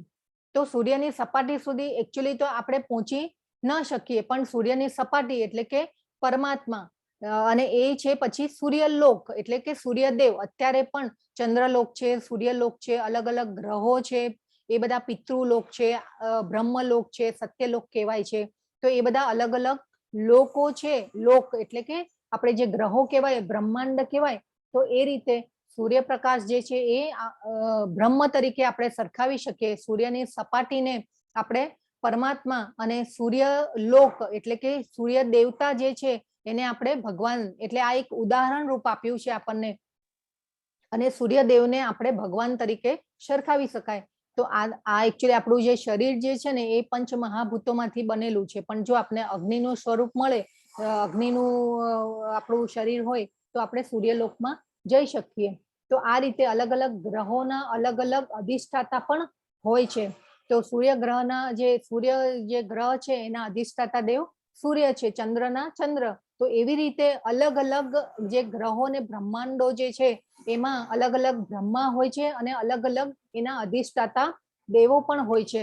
તો એ રીતે આપણે આ જે બ્રહ્મ પરમાત્મા અને ભગવાન, તો એ જે આ ઉદાહરણ રૂપ આપણને આપ્યું છે કે જે સૂર્યપ્રકાશ છે, તો આ રીતે આપણે ભગવાનના આત્મ સાક્ષાત્કાર જે થાય એના આ તબક્કાઓ છે અને આ 2 તબક્કાઓ આપણે ખૂબ સરસ રીતે સમજવાના છે. એ પછી આવે છે ભગવાન કોણ છે. ભગવાનને સમજવા હોય તો આપણે કેવી રીતે સમજી શકીએ? તો જે વેદ વ્યાસજી છે જેને આ 18 પુરાણો, ઉપનિષદો, પછી વેદો એ બધાની રચના કરી, લખાણમાં રચના કરી. તો એવા વેદ વ્યાસજી જે છે એ આપણા ભગવાનનો જ અવતાર હતા અને સાહિત્યિક અવતાર જે છે ભગવાનનો, એ સાહિત્યિક અવતાર કહેવાય છે વેદ વ્યાસજી. અને આવા વેદ વ્યાસજીના જે પિતા છે પરાશર મુનિ, તો એ પરાશર મુનિએ વિષ્ણુ પુરાણમાં ભગવાનની વ્યાખ્યા કરેલી છે. તો આપણે આ વિષ્ણુ પુરાણમાંથી આ ભગવાનની જે વ્યાખ્યા જે છે એ આપણે આજે સમજવાની છે. તો એમાં એક શ્લોક છે, ઐશ્વર્યસ્ય સમગ્રસ્ય વીર્યસ્ય યશસા શ્રિયઃ જ્ઞાન વૈરાગ્ય યોશ ચૈવ સન્નમ ભગ ઇતિંગના. વિષ્ણુ પુરાણનો આ 6ઠ્ઠો સ્કંદ, 5મો ખંડ અને 47મો શ્લોક. તો એમાંથી આ રેફરન્સ લેવામાં આવ્યો છે. અને આ ઉપરોક્ત શ્લોકમાં પરાશર મુનિ જે છે એ વ્યાસદેવના પિતા છે અને એમને આ ભગવાનની એક વ્યાખ્યા કરી છે કે જે જીવમાં કે જે 6 ઐશ્વર્યો હોય એને આપણે ભગવાન કહી શકાય. તો આપણે જોઈએ કે ઘણીવાર આપણે આપણા સમાજમાં એવા દાખલાઓ છે કે ઘણીવાર આપણા ઘણા લોકોની પાસે પૈસા હોય, સમૃદ્ધિ હોય, પણ ખ્યાતિ ન હોય. ખ્યાતિ હોય તો શક્તિ ન હોય, શક્તિ હોય તો જ્ઞાન ન હોય. કોઈની પાસે 6 ઐશ્વર્યો ક્યારે પણ હોતા નથી. અને આ જે ભગવાન જે છે એ 6 ઐશ્વર્યોના માલિક છે. તો આ ભગવાન જે ભગવાનની વ્યાખ્યા છે, ખૂબ સુંદર વ્યાખ્યા કરેલી છે પરાશર મુનિએ વિષ્ણુ પુરાણમાં, કે જેની પાસે 6 ઐશ્વર્યો હોય એને ભગવાન કહેવાય. તો આ ભગવાનની જે વ્યાખ્યા છે એમાં આપણે સમજીએ કે પહેલા છે સમૃદ્ધિ. તો ભગવાનની સમૃદ્ધિ કેવી છે? એકચ્યુઅલી આજે આધ્યાત્મિક જગત જે છે, ભગવાન જ્યાં રહે છે એને આધ્યાત્મિક જગત કહેવાય. વૈકુંઠ લોક છે, ગોલોક ચાર્ટ એટલે કે ગોલોક આપણે ચાર્ટ જોઈશું 4થા અધ્યાયમાં. એમાં આપણે બધું સમજીશું કે ભગવાન ક્યાં રહે છે અને ક્યાં નિવાસ કરે છે. બધા અલગ અલગ લોક છે, એ બધું આપણે 4થા અધ્યાયમાં સમજીશું. તો જે આધ્યાત્મિક જગત છે એમાં ત્યાં ભગવાન ગોલોક વૃંદાવનમાં રહે છે. અને એ ત્યાં ભગવાનના ધામમાં ભગવાનની સમૃદ્ધિ કેવી છે? તો ભગવાનની જે સમૃદ્ધિ છે, એક શ્લોક છે જે બ્રહ્મ સંહિતામાં બ્રહ્માજીની એક પ્રાર્થના છે. બ્રહ્મ સંહિતા કરીને બ્રહ્માજીએ જે રચના કરી જે ગ્રંથની, એ બ્રહ્મ સંહિતા કહેવાય છે. અને એમાં જે શ્લોક છે એમાં છે, ચિંતામણી પ્રકર સદ્મભીષુ કલ્પવૃક્ષમ લક્ષાવૃતેષુ સુરભીરભિપાલયંતમ લક્ષ્મી સહસ્રશત સંભ્રમ સેવ્યમાનમ ગોવિંદમ આદિ પુરુષમ તમહમ ભજામી. ખૂબ સરસ બ્રહ્માજીએ પ્રાર્થના કરેલી છે. અને બ્રહ્માજી કહે છે કે એવા ચિંતામણી જે હજારો એવા રત્નો છે ચિંતામણી જેવા, કે એનાથી કંઈ પણ જે ભગવાન એમના ધામમાં જે આવા રત્નો જે છે એ રત્નો જે છે ઝાડ ઉપર એટલે કે વૃક્ષ ઉપરથી નીકળે છે. અને એ રત્નોથી આપણે કંઈ પણ જે આપણે તો અહીંયા કેવું કે આપણને અહીંયા કંઈ કરવું હોય કે કંઈ હોય તો આપણને પૈસા જોઈએ કે એ આપણને આ બધી વસ્તુઓની જરૂર પડે આપણા ભૌતિક જગતમાં. પણ ભગવાનને ત્યાં એવું નથી. આધ્યાત્મિક જગત જે છે એ ભૌતિક જગત જે આપણું મટીરિયલ વર્લ્ડ છે એ આધ્યાત્મિક જગતની રેપ્લિકા છે. અને અહીંયા પણ જો આપણે કાલે સમજ્યાતા કે એક જ ધર્મ હોય, એક જ શાસ્ત્ર હોય, અને એ આપણે જે આદિ શંકરાચાર્યની જે ગીતા મહાત્મય જોયેલું તો એમાં આપણે સમજ્યાતા તો આપણા મટીરિયલ વર્લ્ડમાં જો એક જ ભગવાનને આપણે પૂજીએ તો અહીંયા પણ આ આધ્યાત્મિક જગત જેવી સમૃદ્ધિ, સુંદરતા અને બધું આવી શકે અને સુખ શાંતિ થઈ શકે. પરંતુ ભગવાનના ધામમાં એટલી સમૃદ્ધિ છે કે ચિંતામણી રત્નો દ્વારા આપણે કંઈ પણ ખરીદી શકીએ છીએ કે કંઈ પણ કરી શકે છે ભગવાન એવા. અને એટલું એકચ્યુઅલી તો ત્યાં કંઈ એવી જરૂર પડતી જ નથી. ભગવાનને ત્યાં કોઈ ભગવાન તરીકે જાણતું જ નથી. ભગવાન છે એમના જે સહચરી છે ને ત્યાં હજારો લક્ષ્મીઓ એમની ભગવાનની સેવામાં છે. અને ત્યાં જે સુરભી ગાયો, તો સુરભી ગાયો પણ એવી છે કે ત્યાં હજારો લીટર દૂધ આપે છે. અહીંયા તો આપણે જો ગાય હોય આપણા ભૌતિક જગતમાં તો ગાયો કેવી હોય કે ભાઈ 15-20 લીટરથી દૂધ એક દિવસમાં આપી ન શકે. પણ ભગવાનના ધામમાં કેવી છે ગાયો કે હજારો લીટર દૂધ આપે છે. અને એવા ચિંતામણી જેવા હજારો રત્નો અને રત્નોથી ભરેલો છે ભગવાનનું ધામ જે છે એ. અને ભગવાન જે છે એ ખૂબ જ સુંદર. અને ત્યાં ગોપ બાળકો જે છે, ગોપીઓ જે છે એ બધા જે છે પુણ્યશાળી જીવો એ બધા દાસ્ય ભાવે, શાક્ય ભાવે બધા એમની સેવા કરતા હોય છે. તો આ રીતે ભગવાનની જે સમૃદ્ધિ જે છે ખૂબ જ અનંત, ભગવાનની જે સમૃદ્ધિ છે એ અનંત છે. અનંત એટલે અનંત કોને કહેવાય કે જેનું કોઈ માપ જ નથી. એવી અનંત સમૃદ્ધિ છે ભગવાનના ધામમાં. અને એવા કલ્પવૃક્ષો છે કે કલ્પવૃક્ષો જેની નીચે બેસી અને આપણે કંઈ પણ ઈચ્છા કરીએ ને તો એ પૂરી થાય. એવા ભગવાનના ધામમાં કલ્પવૃક્ષ છે, સુરભી ગાયો છે, હજારો લક્ષ્મીઓ ભગવાનની સેવા કરે છે. તો આ રીતે ભગવાનની સમૃદ્ધિ એટલી બધી ત્યાં છે. અને ભગવાન, જો આપણે કાલે પણ વાત કરી હતી કે આપણે ભગવાનના સંતાનો છીએ. એકચ્યુઅલી બધા આપણે ભગવાનના ધામમાં હતા અને ભગવાનના ધામમાંથી આપણે ભગવાન અમુક કારણોસર આપણે અહીંયા પૃથ્વી ઉપર આપણને ભગવાને મોકલ્યા છે. એ આપણે આગળ સમજીશું કે કેમ આપણે અહીંયા આવ્યા છીએ મટીરિયલ વર્લ્ડમાં, ભૌતિક જગતમાં. તો એ આપણે સમજીશું. તો ભગવાન જે છે આપણા સંતાનો માટે પણ જો અહીંયા ભૌતિક જગતમાં પણ કેટલી સરસ સુંદર વ્યવસ્થા આપણા માટે કરી છે. સૂર્યપ્રકાશ, ઓક્સિજન, પાણી, ઇવન એટલી અમુક ઘણી જગ્યાએ તો આપણે જઈએ ને તો એટલી એ સુંદરતા, જે આપણે પ્રકૃતિની જે સુંદરતા છે એ જોઈને આપણે એટલા મોહિત થઈ જઈએ અને વારે વારે આપણને ત્યાં એ જગ્યાએ જવાનું મન થાય. એવી સુંદરતા આપણને ભગવાને આપેલી છે આ ભૌતિક જગતમાં રહેવા માટે થઈને. અને ભગવાન જે છે આપણને બોલાવવા માટે માંગે છે કે ભાઈ મારા સંતાનો, મારા ધામમાં આટલી સમૃદ્ધિ, ખ્યાતિ, શક્તિ તમારે, એ ભગવાનના ધામમાં એટલું બધું છે કે તમે મારા બાળકો આવી જાઓ પાછા. એના માટે થઈને મારા બાળકો પાછા આવી જાય એના માટે થઈને ભગવદ્ ગીતાનું ભગવાને જ્ઞાન આપ્યું છે. એટલા માટે આપણે આ ભગવદ્ ગીતાને સમજવાની છે કે મનુષ્ય જીવનનું આપણું ધ્યેય શું છે. તો એ પછી જોઈએ ખ્યાતિ. તો ખ્યાતિ છે, ખ્યાતિ મતલબ કે પ્રસિદ્ધિ. તો ભગવાનની પ્રસિદ્ધિ કેવી છે?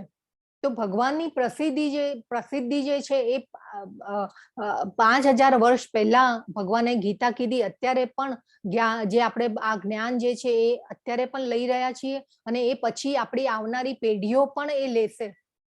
હવે આપણે કોઈ મહાત્મા હોય કે મહાપુરુષ હોય એની ખ્યાતિ કેવી હોય કે ભાઈ 400 વર્ષ, 500 વર્ષ કે ભાઈ 100 વર્ષ, 200 વર્ષ, એનાથી આગળ આપણે જઈ નથી શકતા. પણ ભગવાનની ખ્યાતિ કેવી છે કે વર્ષોના વર્ષો જશે એ પછી પણ આપણે ભગવાનને તો પૂજવાના જ છે. ભગવાનની ખ્યાતિ તો એની એ જ રહેવાની છે.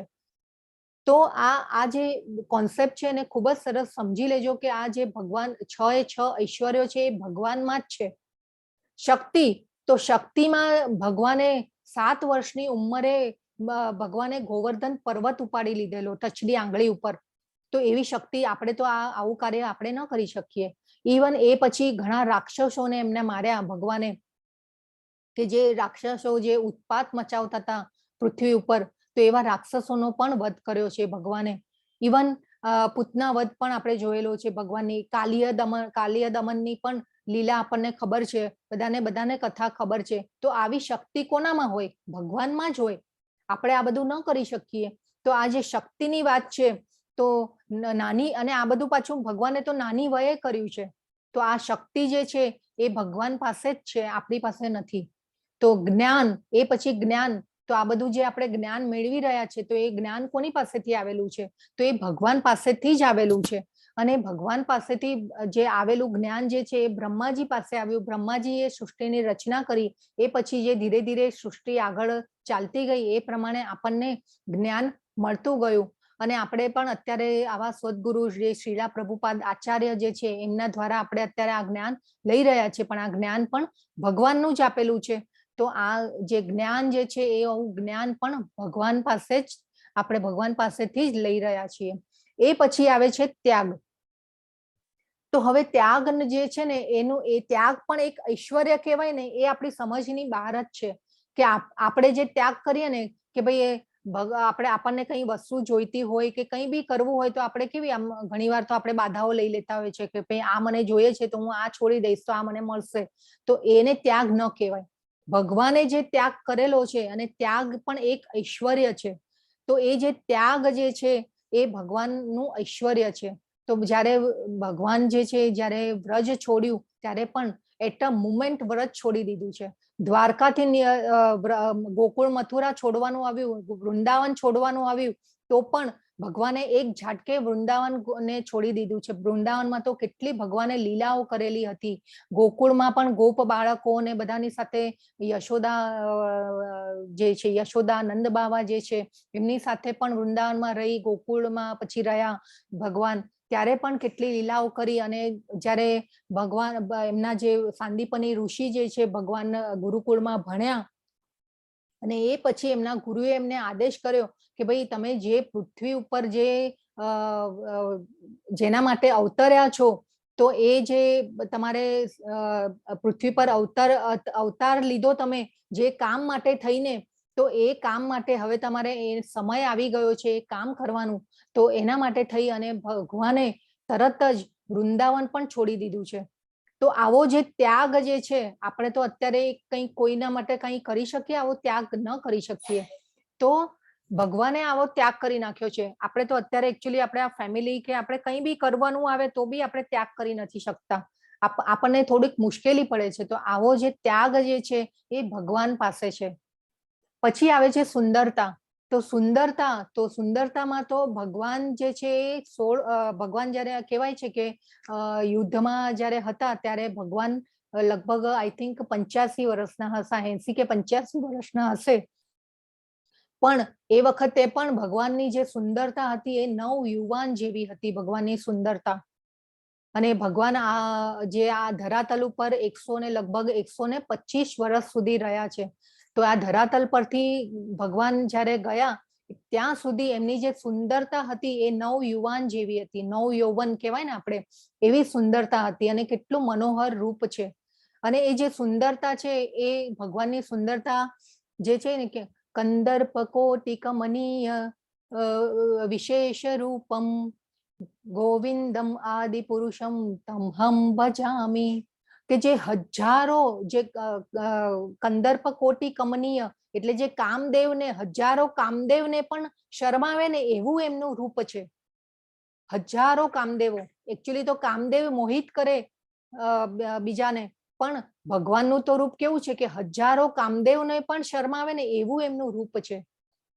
ખૂબ સરસ. બ્રહ્માજીએ બ્રહ્મ સંહિતામાં ભગવાનની જે પ્રાર્થના કરેલી છે, આ ખૂબ સુંદર પ્રાર્થના છે. એક જે શ્લોકો છે ને એના, એ ખૂબ સુંદર ભાવવાળા છે. ભગવાન પ્રત્યે આપણને જે ભાવ આવે ને, એવી સુંદર પ્રાર્થના છે આ.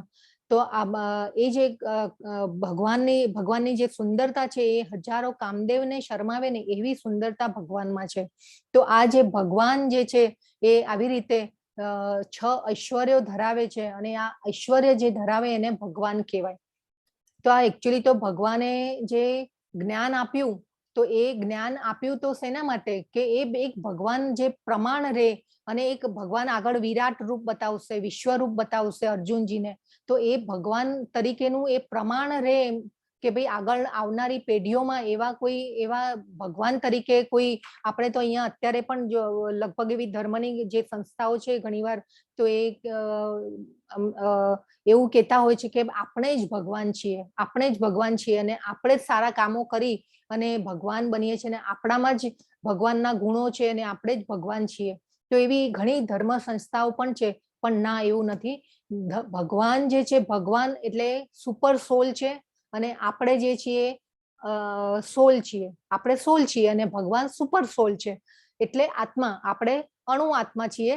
ભગવાન જે છે એને વિભુ વિભુ કહેવાય છે, વિભુ આત્મા એટલે કે સુપર સોલ.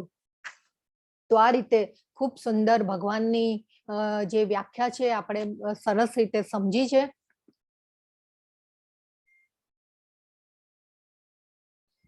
તો કૃષ્ણે અત્યાર સુધી જે છે અર્જુનને સલાહ આપી ન હતી, તેઓ સાંભળી રહ્યા હતા અને હવે તે ભગવાન જે છે એ બોલવાનું સ્ટાર્ટ કરશે.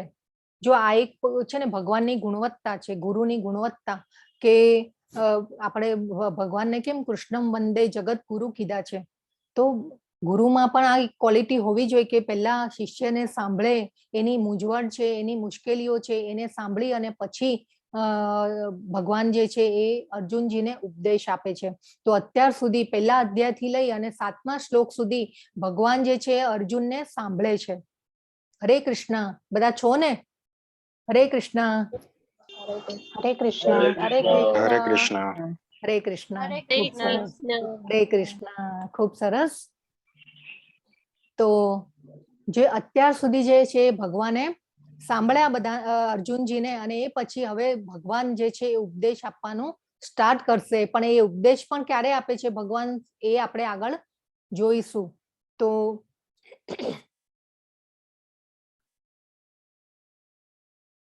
હવે જે ભગવાન કે છે, હવે આવે છે કે શ્રી ભગવાન ઉવાચ. તો ભગવાન ઉવાચ, હવે જ્યારે ભગવાન બોલવાનું સ્ટાર્ટ કરે છે, હવે આખી ગીતામાં જે છે ને એ શ્રી ભગવાન ઉવાચ, વેદવ્યાસજીએ શ્રી ભગવાન ઉવાચ લખ્યું છે.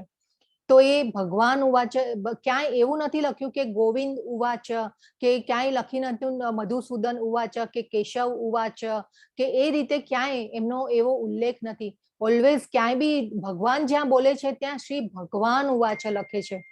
તો આ રીતે ભગવાન ભગવાન છે એટલે વેદવ્યાસજી એ બી એમને ઓલી સાબિતી આપણે કહેવાય ને કે ભાઈ લાયસન્સ આપી દીધું અને સાઇન કરી નાખી, એવી રીતે તો ભગવાન ઉવાચ કે છે વેદવ્યાસજી.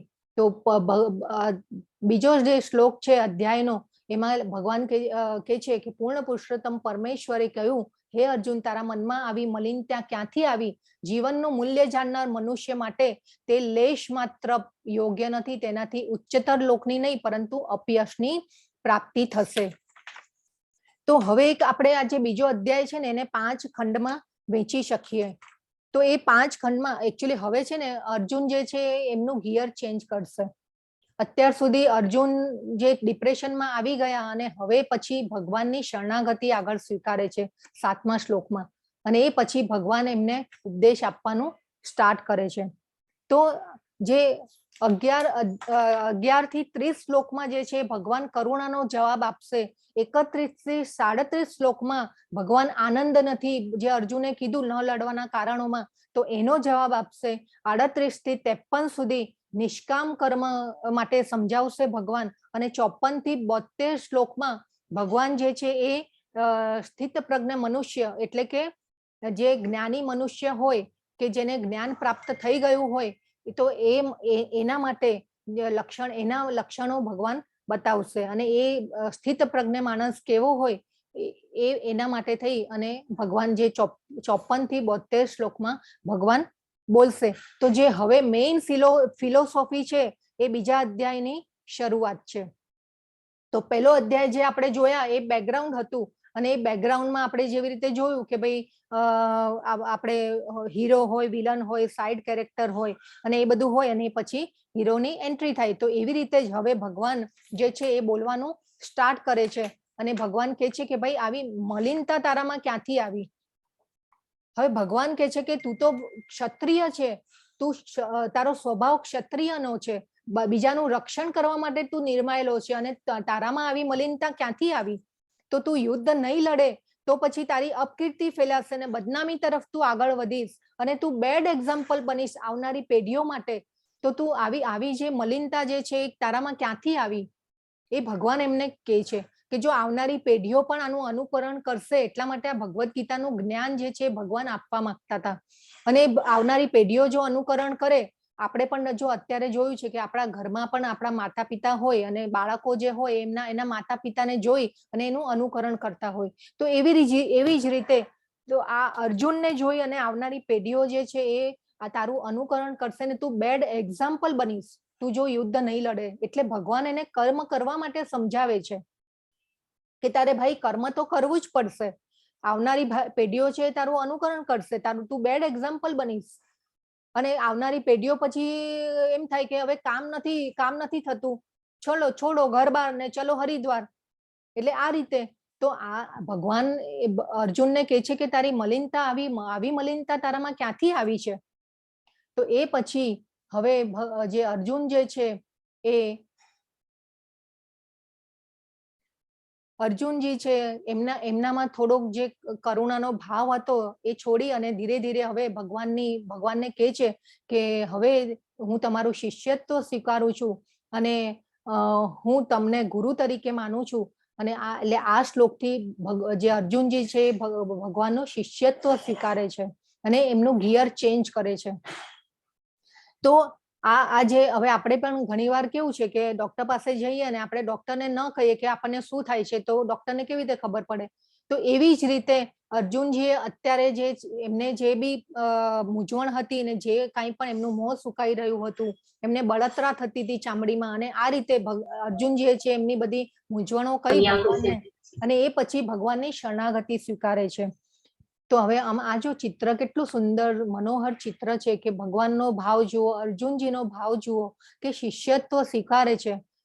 એટલે આ જે એક ભાવ જે છે ને એ આપણે પણ એવો રાખવાનો છે. આ ભગવદ્ ગીતામાંથી પણ નાના આવા પોઈન્ટ છે ને આપણે લેવાના છે અંદરથી, કે જો આપણે પણ અર્જુનની જેમ ભગવાનની શરણાગતિ સ્વીકારીશું ને તો આપણા પણ પ્રશ્નો અને મૂંઝવણો દૂર થશે, પણ એ શરણાગતિ સ્વીકારવી પડે. તો આ શ્લોક ખૂબ જ સરસ છે. જો ઘણીવાર તમારી પાસે નોટ પેન હોય ને તો આવું બધું ધીરે ધીરે લખી રાખજો તમને જો ફાવે તો. તો આપણે ઘણા એવા શ્લોકો છે ઇમ્પોર્ટન્ટ ભગવદ્ ગીતાના, તો એવી રીતે આ શરણાગતિ શ્લોક છે. તો ક્યારેક એવું થાય ને કે ભાઈ આપણે પણ એવા કોઈ પ્રશ્નમાં હોઈએ, મૂંઝવણોમાં હોઈએ ને, તો આ શ્લોક વારે વારે વાગોળવાનો. ભલે સમજણ પડે ન પડે શબ્દોમાં કંઈ વાંધો નહીં, પરંતુ આ શ્લોક જો વાગોળીશું ને, અને ખાસ છે ને રાત્રે સૂતી વખતે આ શ્લોક બોલવાનો. આપણે ક્યારેક એવી મૂંઝવણોમાં આપણને એવા જીવનના ઘણા આપણે ભૌતિક જગતમાં આવ્યા છીએ તો આપણને મૂંઝવણો તો રહેવાની છે. જ્યાં સુધી ભગવાનના ધામમાં નહીં પહોંચી જઈએ ને ત્યાં સુધી ભગવાને કીધું છે આગળ આ જગત જે છે ભૌતિક જગત એ દુઃખાલય છે. આપણે અહીંયા હોસ્પિટલમાં રહી રહ્યા છીએ. તો ભગવાનના ધામમાં નહીં પહોંચીએ ત્યાં સુધી આપણને પ્રશ્નો અને દુઃખો તો રહેવાના જ છે. એટલા માટે ભગવાનની શરણાગતિ સ્વીકારવી ખૂબ જ જરૂરી છે. તો આ રીતે ભગવાનની જો શરણાગતિ આપણે સ્વીકારીશું તો આપણા પણ મૂંઝવણો દૂર થશે. અને એવી મુશ્કેલી આવે કે એવા કોઈ પ્રશ્નો આપણને જો મૂંઝવતા હોય ને તો આપણે આ ભગવાનની આ શ્લોક ખૂબ જ મમરાવાનો. મારો આ પ્રિય શ્લોક છે, બહુ જ પ્રિય શ્લોક છે. અને ઘણીવાર એવી મૂંઝવણો આવે ને તો આ શ્લોક બોલવાનો અને મમરાવાનો. અને રાત્રે ઘણીવાર આપણે આ જો આખા દિવસમાં મમરાવીએ, રાત્રે સૂતા વખતે પણ આ જો શ્લોકને જો આપણે બોલીને સૂઈ જઈએ, શું ખબર આપણને ભગવાન સવારે ઉઠે અને આપણને ભગવાન રસ્તો બતાવી દે. આપણે પહેલા પણ જોયું કે પરમાત્મા જે છે આપણા હૃદયમાં રહેલા છે, અને આ જેમ બ્રહ્માજીને જ્ઞાન આપ્યું હતું એવી રીતે આપણા હૃદયમાં રહીને ભગવાન આપણને જ્ઞાન આપે છે. એવું નથી કે નથી આપતા. આપણે જે રીતે ભગવાન કહેશે આગળ કે જેઓ જેવી રીતે મને શરણાગત થાય છે એ રીતે હું બધાને જ્ઞાન આપું છું અને મૂંઝવણો દૂર કરું છું. હું બધાની સામે પ્રગટ પણ નથી થતો, એ પણ ભગવાને કીધેલું છે. તો આ ખૂબ જ સુંદર શ્લોક છે. આવા જે ભગવદ્ ગીતાના જે મેઇન શ્લોકો છે ને એ બધાને તમે લખી રાખો, તમારી નોટ ડાઉન કરો. ખૂબ સુંદર ભગવદ્ ગીતામાંથી આપણને એટલું જ્ઞાન મળશે ને તો આ રીતે આ ખૂબ જ સુંદર કાર્પણ્ય એટલે કે કૃપણતા અને ધર્મ સમૂઢ ચેતા, મારી ચેતના હણાઈ ગઈ છે અને ચેતના હણાયા પછી હું હવે તમારું શિષ્યત્વ સ્વીકારું છું. તમે મારું યચ્છ્રેય, યચ્છ્રેય શબ્દ જે છે ને એ યચ્છ્રેય એટલે કલ્યાણકારી, તમે મારા માટે કલ્યાણકારી હોય ને એવું મને કહો. અને નિશ્ચિતમ બ્રૂહિ તન્મે, યચ્છ્રેય, શ્રેય એટલે શ્રેય, એટલે શ્રેય એટલે કે લોંગ ટર્મ વાળું, અને પ્રેય એટલે કે શોર્ટ ટર્મ વાળું, કે મારા માટે લોંગ ટર્મ મને બેનિફિટ રહે ને એવું તમે મને કહો, અને મારા માટે શું હિતાવહ છે એવું જ્ઞાન મને આપો હવે, અને હું આમાંથી દૂર થઈ શકું. અને પ્રપન્નમ, પ્રપન્નમ જે છે શબ્દ એ વારે વારે ગીતામાં આવશે. અને મામ શબ્દ, કે મામ એટલે કે મને, ભગવાનને, એ મામ શબ્દ પણ ભગવદ્ ગીતામાં એટલી વાર આવે છે. અને પ્રપન્નમ એટલે કે શરણાગત થવું, પ્રપન્નમ એટલે શરણાગતિ. તો આ રીતે અર્જુન જે છે એ શરણાગતિ સ્વીકારે છે અને ભગવાનને કહે છે કે મારા મને તમે લોંગ ટર્મ, મારા માટે લોંગ ટર્મ બેનિફિટ હોય એવું તમે મને કહો. તો જે આ શ્લોકનો જે ભાવાર્થ હતો એ અહીંયા આપેલો છે. હવે હું સંકુચિતતા યુક્ત દુર્બળતાને કારણે મારું કર્તવ્ય ભૂલી ગયો છું અને મનની બધી સ્વસ્થતા ખોઈ બેઠો છું. આવી સ્થિતિમાં હું આપને પૂછી રહ્યો છું કે મારે માટે કલ્યાણકારી હોય તે ચોક્કસપણે કહેવાની કૃપા કરો.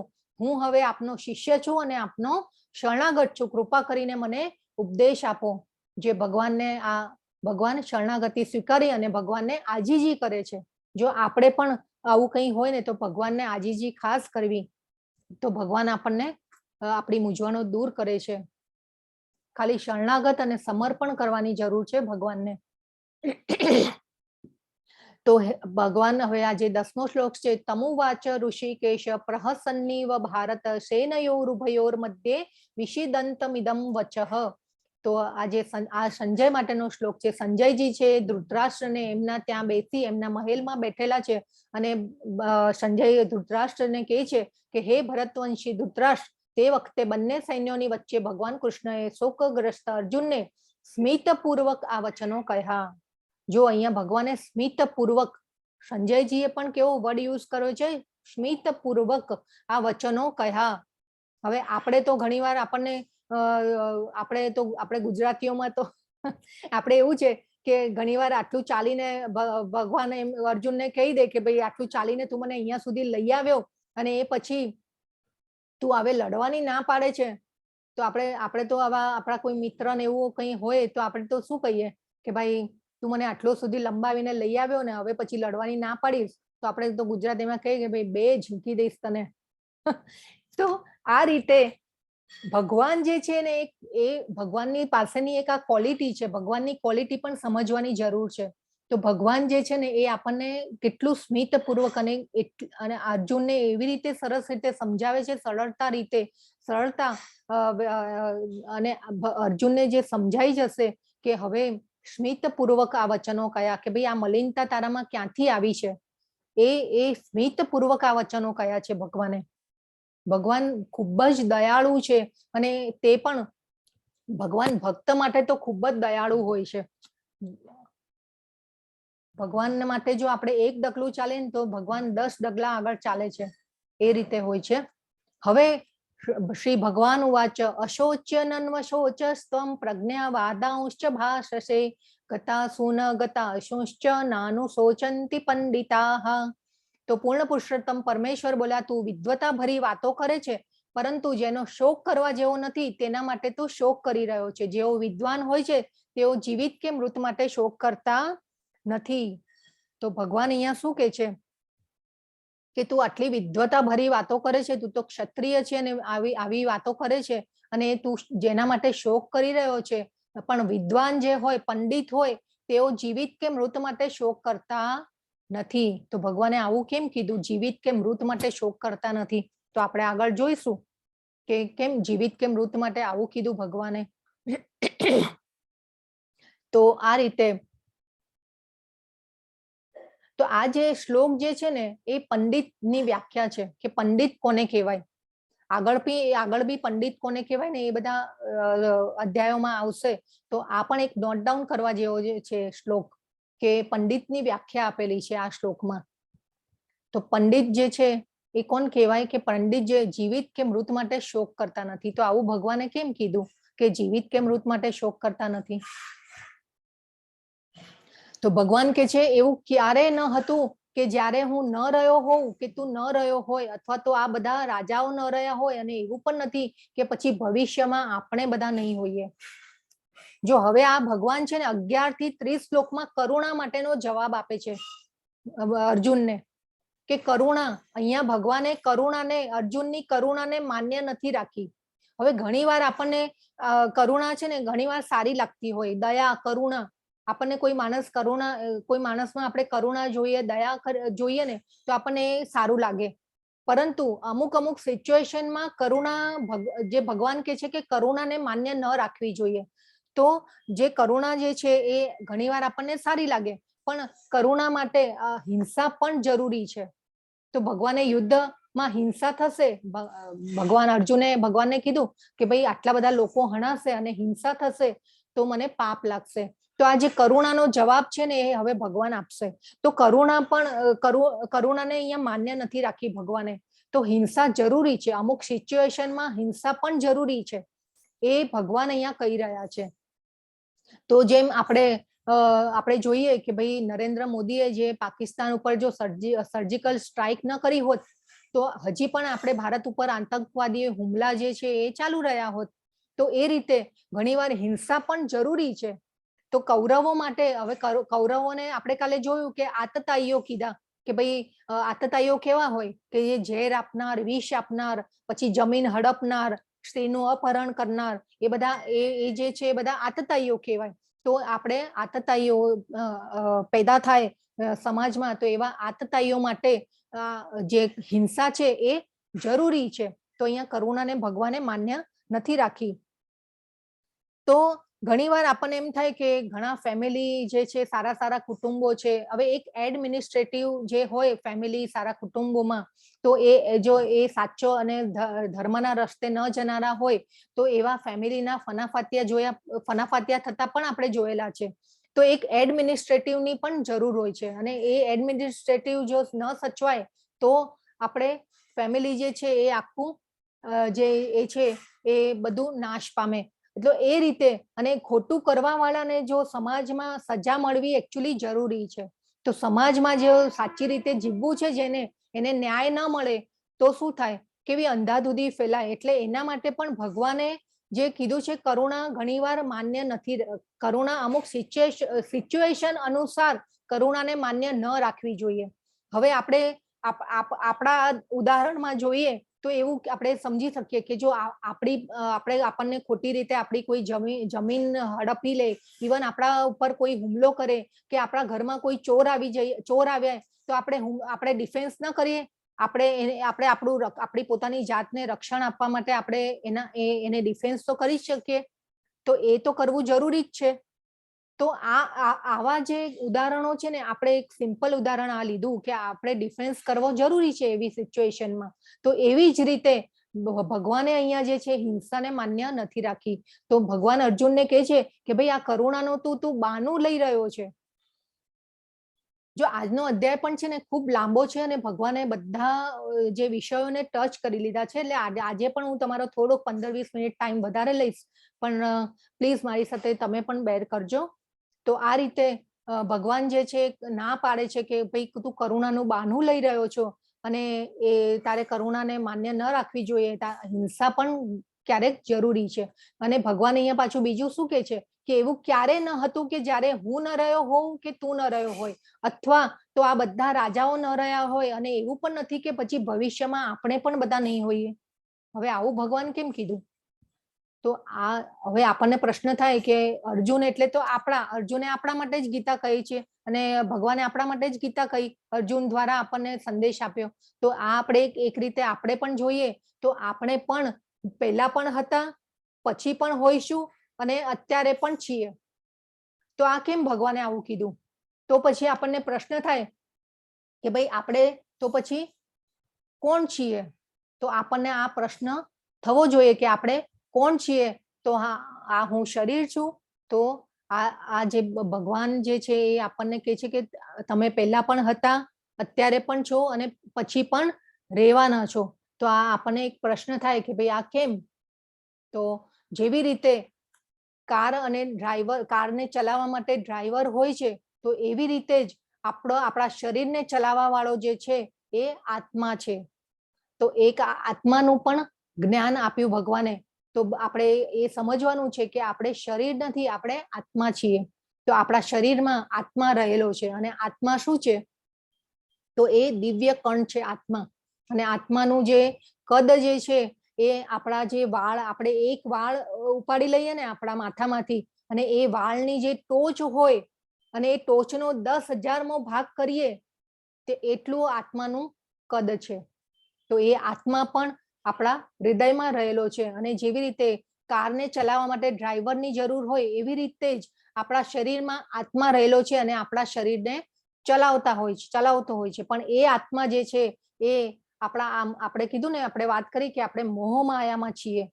તો એ આત્મા જે છે એ આપણા મોહ માયા દ્વારા ઢંકાઈ જાય છે, અને આપણે પ્રકૃતિના ગુણો દ્વારા આપણે બદ્ધ થયેલા છીએ એટલા માટે, અને પ્રકૃતિના ગુણો દ્વારા આપણે કર્મ કરતા હોઈએ છીએ. એ આપણે આગળ સમજીશું સરસ રીતે. પણ આજે આ કોન્સેપ્ટને સમજવાનો છે કે આપણે શરીર નથી, આપણે આત્મા છીએ. અને આત્મા ક્યાં રહેલો છે? આત્મા હૃદયમાં રહેલો છે. આત્મા અને પરમાત્મા બેઉ આપણા હૃદયમાં રહેલા છે. અને પરમાત્મા જે છે એ આપણા કાર્યોને જોઈ રહ્યા હોય છે. અને જે પરમાત્મા જે છે એ પરમિશન પણ આપે છે, સ્વતંત્રતા આપે છે આપણને, જે કંઈ પણ કરવાની છૂટ આપે છે ભગવાન. તો એકચ્યુઅલી તો આપણે જે છીએ એ સોનાના પિંજરામાં પુરાયેલા પક્ષી હોય ને એવા છીએ. આત્મા છે આપણા શરીરમાં, પણ આપણે આત્માના પોષણ માટે આપણે શું કંઈ કરતા નથી. આપણે ઓલવેઝ શરીરના પોષણ માટે આપણે કંઈ પણ કરીએ છીએ, પણ આત્માનું જે પોષણ છે એ આપણે કરતા નથી. જો આત્મા શક્તિશાળી થશે તો આપણે ભગવાનના ધામમાં પહોંચી શકીશું. તો આપણે શરીર માટે તો આપણે કેટલું સરસ રીતે આપણે શરીરને સાચવતા હોઈએ છીએ. આપણે એના માટે યોગ કરીએ, પ્રાણાયામ કરીએ. શરીર માટે આપણે શું નથી કરતા. આપણે સારું સારું ખાવાનું ખાઈએ, કપડાં પહેરીએ, ઇવન આપણે આનંદ કરવા માટે થઈને પણ આપણે મૂવી જોવા જઈએ, ટીવી, ફોન, ફેસબુક, વોટ્સએપ અત્યારે તો તો એ બધા પર આપણે આનંદ કરતા હોઈએ છીએ. અને એ મિત્રો, જે ફેમિલી મિત્રો, મિત્ર મંડળ સાથે આપણે આનંદ કરીએ. અને આપણે એ એકચ્યુઅલી આપણે બધું જે કરીએ છીએ આપણા શરીર માટે કરીએ છીએ, આપણે આત્મા માટે કાંઈ કરતા નથી. જો આત્માની સંતુષ્ટિ થશે અને આત્માને ખોરાક મળશે તો આપણે ભગવાનના ધામમાં પહોંચી શકીશું અને આધ્યાત્મિક જગતમાં આપણે પહોંચી શકીશું. તો જે આ આત્માનો ખોરાક છે એ શું છે? હરિનામ. એક મિનિટ.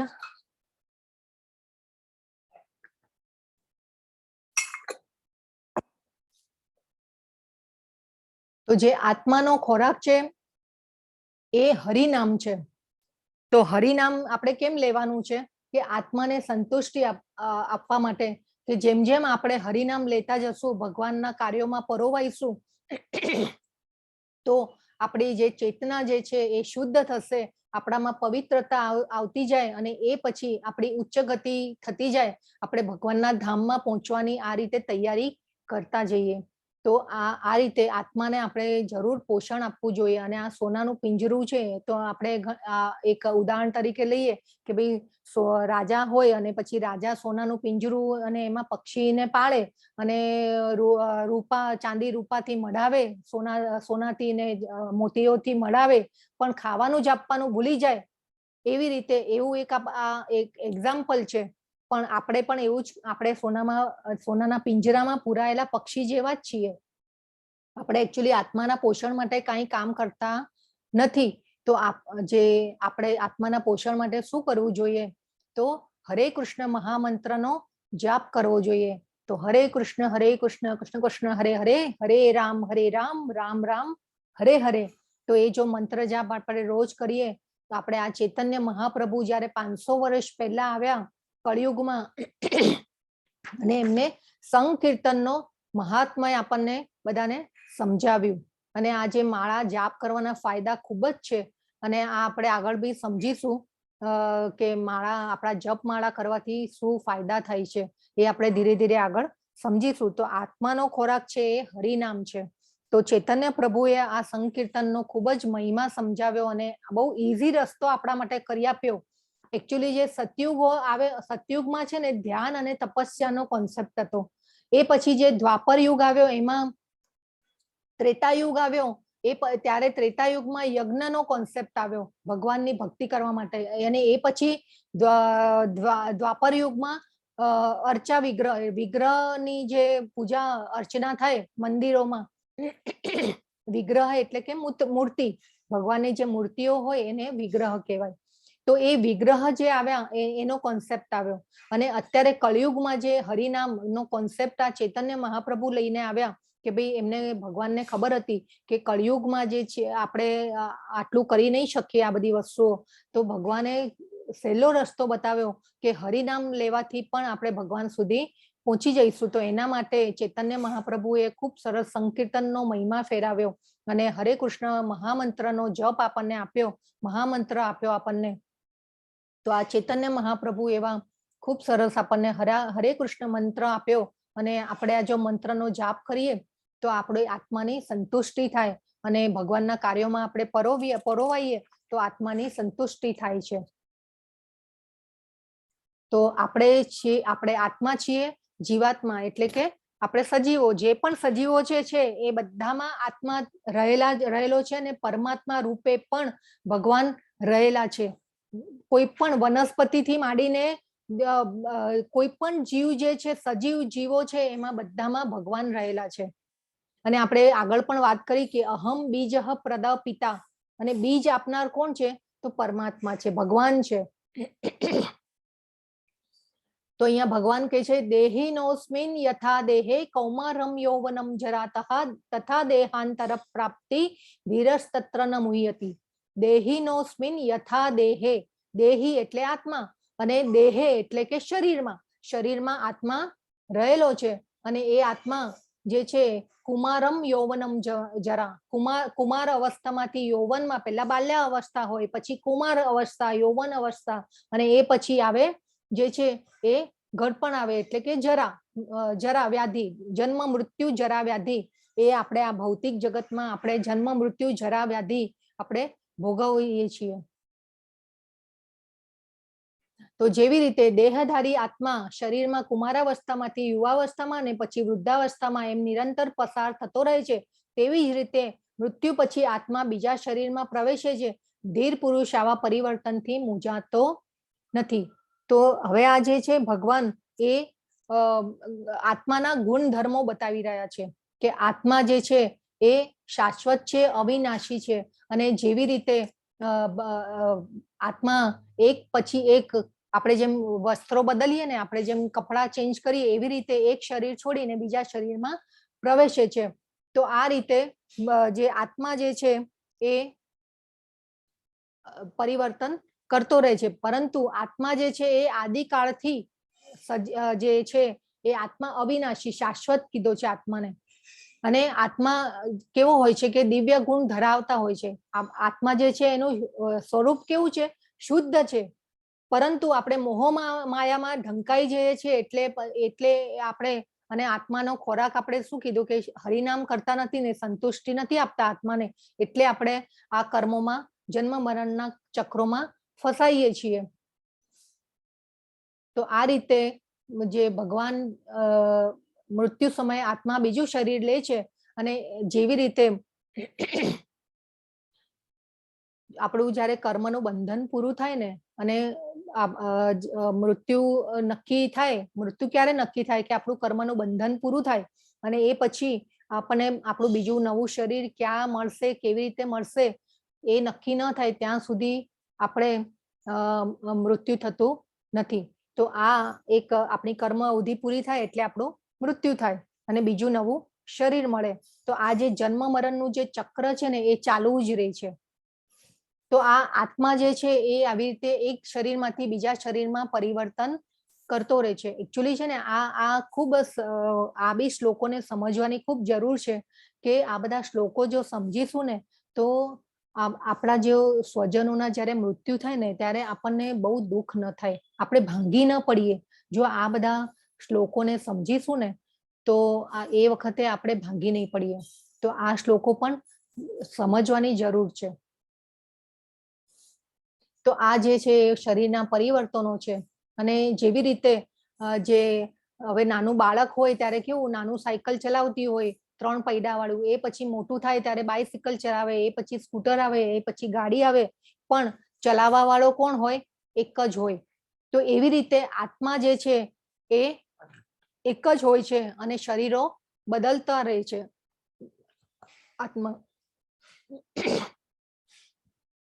તો ભગવાને છે ને 84 લાખ મોડેલ બનાવ્યા છે. જો આત્માને સંતુષ્ટિ આપણે નહીં આપીએ અને હરિનામ નહીં લઈએ, ભગવાનની ભક્તિ નહીં કરીએ, આગળ આપણને ભગવાન કહેશે કે મારી ભક્તિ કરવી કેટલી જરૂરી છે. જો ભક્તિ નહીં કરીએ તો આ આપણા માટે 84 લાખ મોડેલો રેડી જ છે કે આપણે એમાં દેહાંતર કરવાની આપણી, જો ભગવાનનું નામ ન લઈએ તો પછી આપણે કોઈ પણ યોનિમાં જઈ શકીએ છીએ. એવું જરૂરી નથી કે આપણને આ વખતે મનુષ્ય જન્મ મળ્યો તો આપણે નેક્સ્ટ જન્મમાં આપણે કોઈ નીચેની યોનિમાં નહીં જઈએ.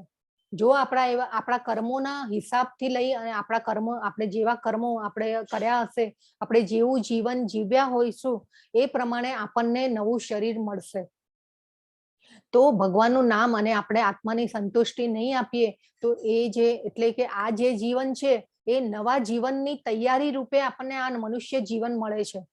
તો મનુષ્ય જીવનનો ધ્યેય જે છે એ આત્માની સંતુષ્ટિ, ભગવાનનું નામ, હરિનામ અને ભગવાનના કાર્યો.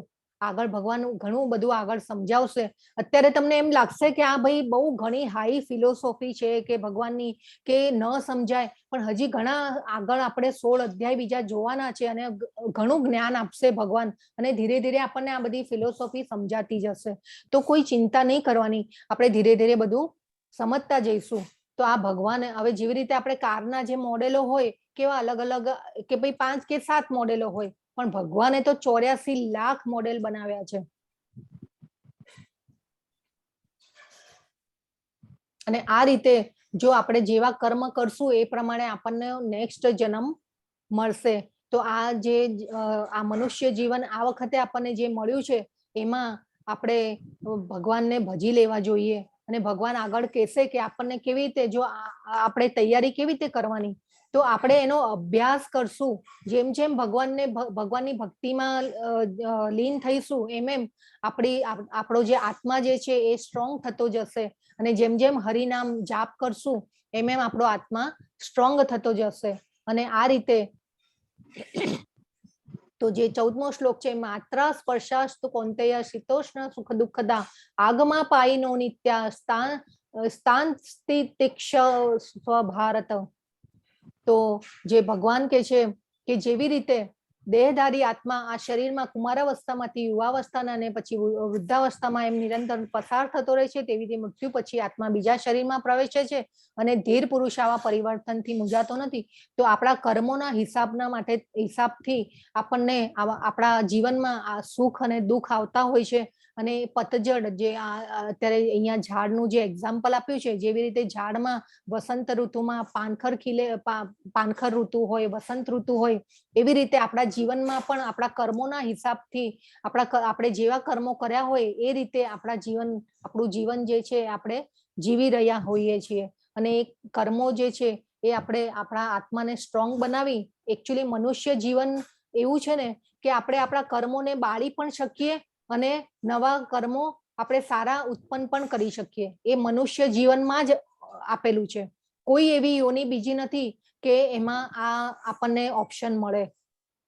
તો આપણે આનો જરૂર વિચાર કરવો જોઈએ અને ભગવાનનું નામ, હરિનામ લેવું જોઈએ. તો જેવી રીતે આ જેમ ઝાડની અવસ્થા હોય છે એવી રીતે જ આપણને આપણા જીવનમાં પણ અવસ્થા આવતી હોય છે. તો આપણા જીવનમાં પણ સુખ અને દુઃખ આવતા હોય છે. આપણે કોઈ વાર હસતા હોઈએ છીએ, ક્યારેક રડતા હોઈએ છીએ.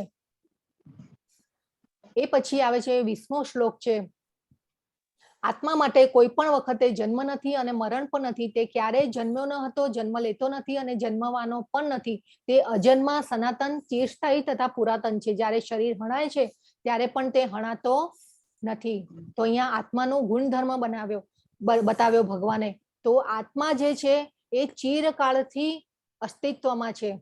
મેં તમને કીધું ને કે જેમ આગ હોય અને આગના જેમ તણખલાઓ નીકળે, તો એવી રીતે આપણે જે છીએ એ તણખલાઓ છીએ. તો ભગવાનમાંથી નીકળેલા જે દિવ્ય કણો જે છે એ આપણે છીએ, આપણે આત્માઓ છીએ. અને જ્યારે ભગવાનને સૃષ્ટિનું સર્જન કરવાનું ભગવાનને ઈચ્છા થઈ, ત્યારે એમને પહેલા બ્રહ્માને ઉત્પન્ન કર્યા ને પછી બ્રહ્માએ સૃષ્ટિનું વેદોનું ને ભગવાને જ્ઞાન આપ્યું ને પછી સૃષ્ટિનું સર્જન થયું. ને પછી ધીરે ધીરે આગળ વંશ વેલો આગળ ચાલતો ગયો. એકચ્યુઅલી આપણે બધા જે છીએ એ ઋષિઓના સંતાનો છીએ. એ આગળ આપણે આવશું અધ્યાયમાં ત્યારે સમજીશું. તો અહીંયા ભગવાને જે આત્માનો ગુણધર્મ બતાવ્યો કે આત્મા ક્યારે પણ જન્મવાનો નથી, જન્મ્યો ન હતો અને જન્મવાનો પણ નથી. આત્મા જે છે એ ચિરસ્થાયી છે. એટલે આપણે એવું નહીં સમજવાનું કે આપણે જ ભગવાન છીએ. આત્મા અને પરમાત્મા બે અલગ અલગ છે. અત્યારે જે કોન્સેપ્ટ ચાલી રહ્યો છે ને કે આપણે જ ભગવાન છીએ ને આપણે બ્રહ્મમાં ભળી જવાનું છે, એ વસ્તુ છે જ નહીં. અહીંયા ભગવાને પોતે ખુદ કહી દીધેલું છે કે સુપર સોલ, ભગવાન નિરાકાર નથી, ભગવાન વ્યક્તિ રૂપે હાજર છે. ભગવાન તો ભગવાન જ છે, પણ આપણે જે છીએ ભગવાનમાંથી આપણે ભગવાનના અંશ છીએ. અને ભગવાનના અંશ હોવાના લીધે આપણામાં પણ ભગવાનના જે અમુક ગુણો છે એ અલ્પ પ્રમાણમાં હોય છે. પરંતુ આપણે મહામાયામાં ઢંકાયેલા છીએ એટલે એ આપણે પ્રકૃતિના ગુણો જે છે સત્વ, રજસ અને તમસ, એ રીતે આપણે કાર્ય કરતા હોઈએ છીએ. આપણે જેવા ગુણમાં હોઈએ એવી રીતે આપણે કાર્ય કરતા હોઈએ છીએ. અને એ કાર્યના લીધે આપણને બંધનો નડે છે અને એ જન્મ મરણના ચક્રમાં આપણે ફસાઈએ છીએ. તો આજે આત્માનો બીજો ગુણધર્મ ભગવાને કીધો કે જેવી રીતે મનુષ્ય જૂના વસ્ત્રો તજીને નવા વસ્ત્રો ધારણ કરે છે, તેવી રીતે આત્મા વૃદ્ધ તથા નકામા શરીરો તજીને નવા ભૌતિક શરીર ધારણ કરે છે.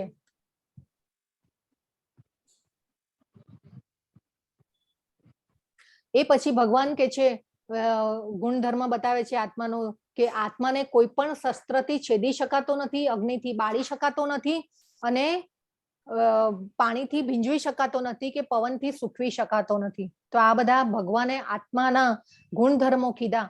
અને આત્મા જે છે એ શાશ્વત છે, અવિનાશી છે, ચિરકાલથી આત્માની અસ્તિત્વમાં છે. એ આપણે સમજવાનું છે. તો એક આ ચિત્રકેતુ મહારાજની જે કથા છે એ ભાગવતમમાં આવે છે.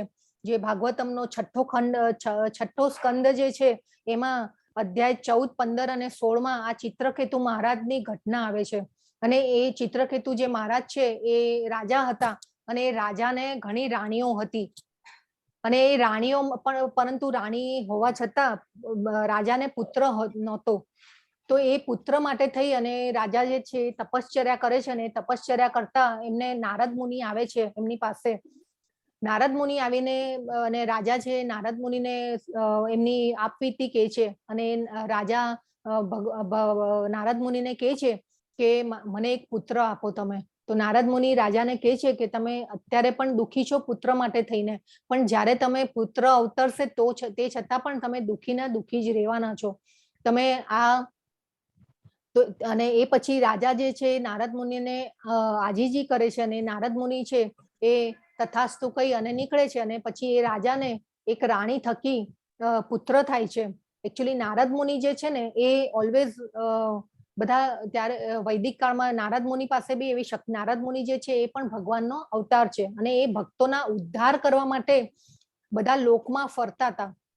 અને ભક્તોના ઉદ્ધાર કરવા માટે થઈ અને નારદ મુનિ એકચ્યુઅલી અત્યારે જે સિરિયલોમાં અને બધામાં નારદ મુનિનું જે ચિત્ર ખડું થાય છે ને એ ખૂબ ખોટી રીતે નારદજીને ચિતરવામાં આવ્યા છે સિરિયલોમાં. કે ભાઈ નારાયણ નારાયણ કરીને બધે પહોંચી જાય અને ત્યાં ગડબડ થઈ જાય.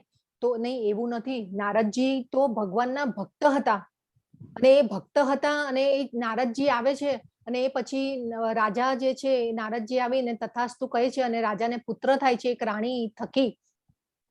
અને જે રાણી થકી પુત્ર થાય છે તો એ રાણી જે છે એ રાજાની માનીતી રાણી થઈ જાય છે. અને બહુ રાજા જે છે એ રાણીને ખૂબ જ પ્રેમ કરે છે અને એની સાથે જ બધી જે ક્રીડાઓ જે છે એ બધી એની સાથે જ કરતા હોય છે. હવે બીજી રાણીઓ જે હોય છે એને ઈર્ષા થાય છે રાજાની, અને બીજી અને જે રાજા છે એ પુત્ર મોહમાં એટલા બધા તલ્લીન થઈ જાય છે કે પછી બીજી રાણીઓ જે હોય છે એને બહુ ભાવ આપતા નથી.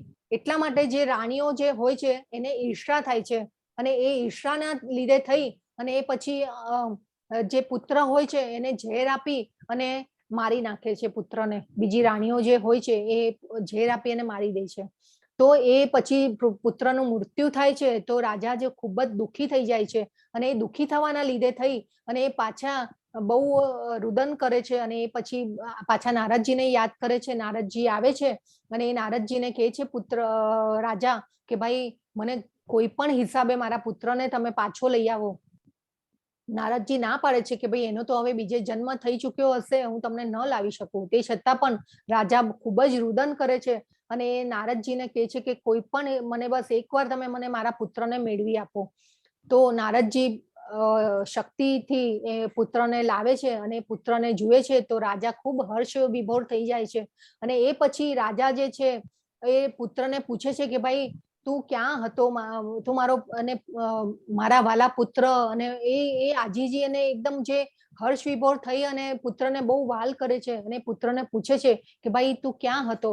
તો જે પુત્ર જે છે એ રાજાને કહે છે કે ભાઈ તમે મારા કયા જન્મના પિતા છો. અને એ રાજા જે છે આવું સાંભળે છે એટલે એકદમ જે કહેવાય ને કે આપણે શોકમાં આવી જાય છે કે ભાઈ આવો મારો પુત્ર જે છે મને આવું કેમ કહી રહ્યો છે કે ભાઈ તમે મારા કયા જન્મના પિતા છો. અને એ પછી તરત રાજાને આમ એકદમ જે કહેવાય ને કે જ્ઞાન થાય છે કે ભાઈ અને એ પછી રાજાનું જે રુદન છે નારદ મુનિ સમજાવે છે અને પછી રાજા જે છે એમની વ્યવસ્થિત પરિસ્થિતિમાં આવે છે અને એ પુત્રને પછી બીજા જન્મમાં જે હોય એ વખતે તો એકચ્યુઅલી એવી બધી શક્તિઓ હતી વૈદિક કાળમાં ભગવાન એ બધા આવા મહાત્માઓ પાસે, તો આવું બધું થઈ શકતું હતું. અત્યારે કળિયુગમાં પોસિબલ નથી. તો આ રીતે રાજાને જ્ઞાન થાય છે અને પછી નારદ મુનિ સમજાવે છે. એટલે પોઈન્ટ એ છે કે આ ઘટનાથી ખબર પડે છે કે ભાઈ ધેર ઇઝ અ ટ્રાન્સમિશન આત્મા one body to another body. એટલે આ જે ભાગવતમમાં આ કથાનો ઉલ્લેખ છે તો આ રીતે આપણે સમજવાનું છે કે આત્મા જે છે એ સ્થળાંતર કરતો હોય છે. જેમ આપણે જે કપડાં પહેરીએ પછી જૂના થાય એટલે આપણે છોડી દઈએ એને, એનો રંગ કપડામાંથી રંગ જતો રહ્યો હોય કે કલર જતો રહ્યો તો પણ આપણે છોડી દઈએ. એવી રીતે આત્મા જે છે એ જે જૂના થયેલા વસ્ત્રો ત્યજી અને બીજા નવા વસ્ત્રો ધારણ કરે છે. હરે કૃષ્ણ. છો ને બધા? હરે કૃષ્ણ. યસ. હરે કૃષ્ણ. હરે કૃષ્ણ. હરે હરે કૃષ્ણ. યસ. હરે કૃષ્ણ. ખૂબ સરસ. હરે કૃષ્ણ. હરે કૃષ્ણ. તો 27મો શ્લોક છે. જેને જન્મ લીધો છે તેનું મરણ નિશ્ચિત છે અને મરણ પછી તેનો પુનર્જન્મ પણ નિશ્ચિત છે.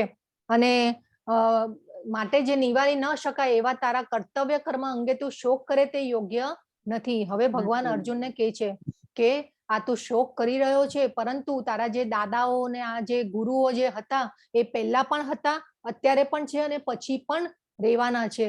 તો તું જે જીવિત છે અને મૃત્યુ પામવાના છે એના માટે તું શોક કરે છે તે યોગ્ય નથી.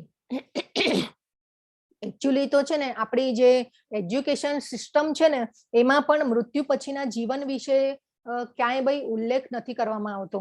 આ ભગવદ્ ગીતા જે છે ને એ નાનપણથી જ બાળકોને આપણા સિલેબસમાં આવવી જોઈએ. અને આ રીતે જો પુનર્જન્મનું જે કોન્સેપ્ટ છે આપણે સમજીએ ને તો આ જીવનમાં જ આપણે આધ્યાત્મિકતા તરફ આગળ વધી શકીએ. તો આપણે એકચ્યુઅલી મૃત્યુ પછીનો આ જે કોન્સેપ્ટ શીખવાડવામાં નથી આવતો ને એટલા માટે થઈને આપણે ઘણીવાર શું વિચારીએ કે ભાઈ આ જ જીવનમાં મોજ મજા કરી લો, મૃત્યુ પછી કોણે જોયું છે કે ભાઈ શું થવાનું છે. તો આ રીતે આપણે આધ્યાત્મિકતા અને સ્પિરિચ્યુઅલ નોલેજમાં જો આગળ વધવું હોય ને તો પછી આ જે કોન્સેપ્ટ છે ને કે આપણે શરીર નથી આપણે આત્મા છીએ એ કોન્સેપ્ટને બહુ ખૂબ જ માઇન્ડમાં આમ છે ને નાખી દેવાનો છે. અને જો આધ્યાત્મિકતામાં આપણે આગળ વધવું હશે ને તો આ કોન્સેપ્ટ આધ્યાત્મિકમાં આગળ વધવા માટે આ પહેલું પગથિયું છે કે આપણે શરીર નથી, આપણે આત્મા છીએ. આ કોન્સેપ્ટને ખૂબ જ સમજવાની જરૂર છે. તો બધા જીવો આરંભે અવ્યક્ત હોય છે, મધ્યાવસ્થામાં વ્યક્ત થાય છે અને વિનાશ થયા પછી ફરીથી અવ્યક્ત થઈ જાય છે. તો પછી શોક કરવાની શી જરૂર છે? તો આ રીતે આપણે ભગવાને કીધું કે ભાઈ આત્મા જે છે એ પાછું નવું શરીર મેળવે છે. તો હે ભરતવંશી, શરીરમાં રહેનારો આત્મા સનાતન છે અને તેનો ક્યારેય વધ કરી શકાતો નથી. માટે તારે કોઈ પણ જીવ માટે શોક કરવાની જરૂર નથી. ભગવાન કે છે. તો હવે આજે ભગવાને આ જે શ્લોકો સમજાવ્યા, જે 37 શ્લોક સુધી ભગવાન જે આનંદ નથી એનો જવાબ આપે છે.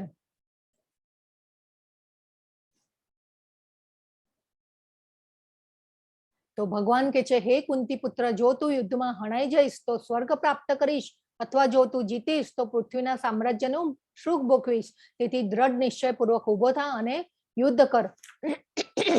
તો હવે ભગવાન કે છે કે ભાઈ તારા હાથમાં તો બે હાથમાં લાડુ જ છે, તું કેમ આટલો શોક કરે છે?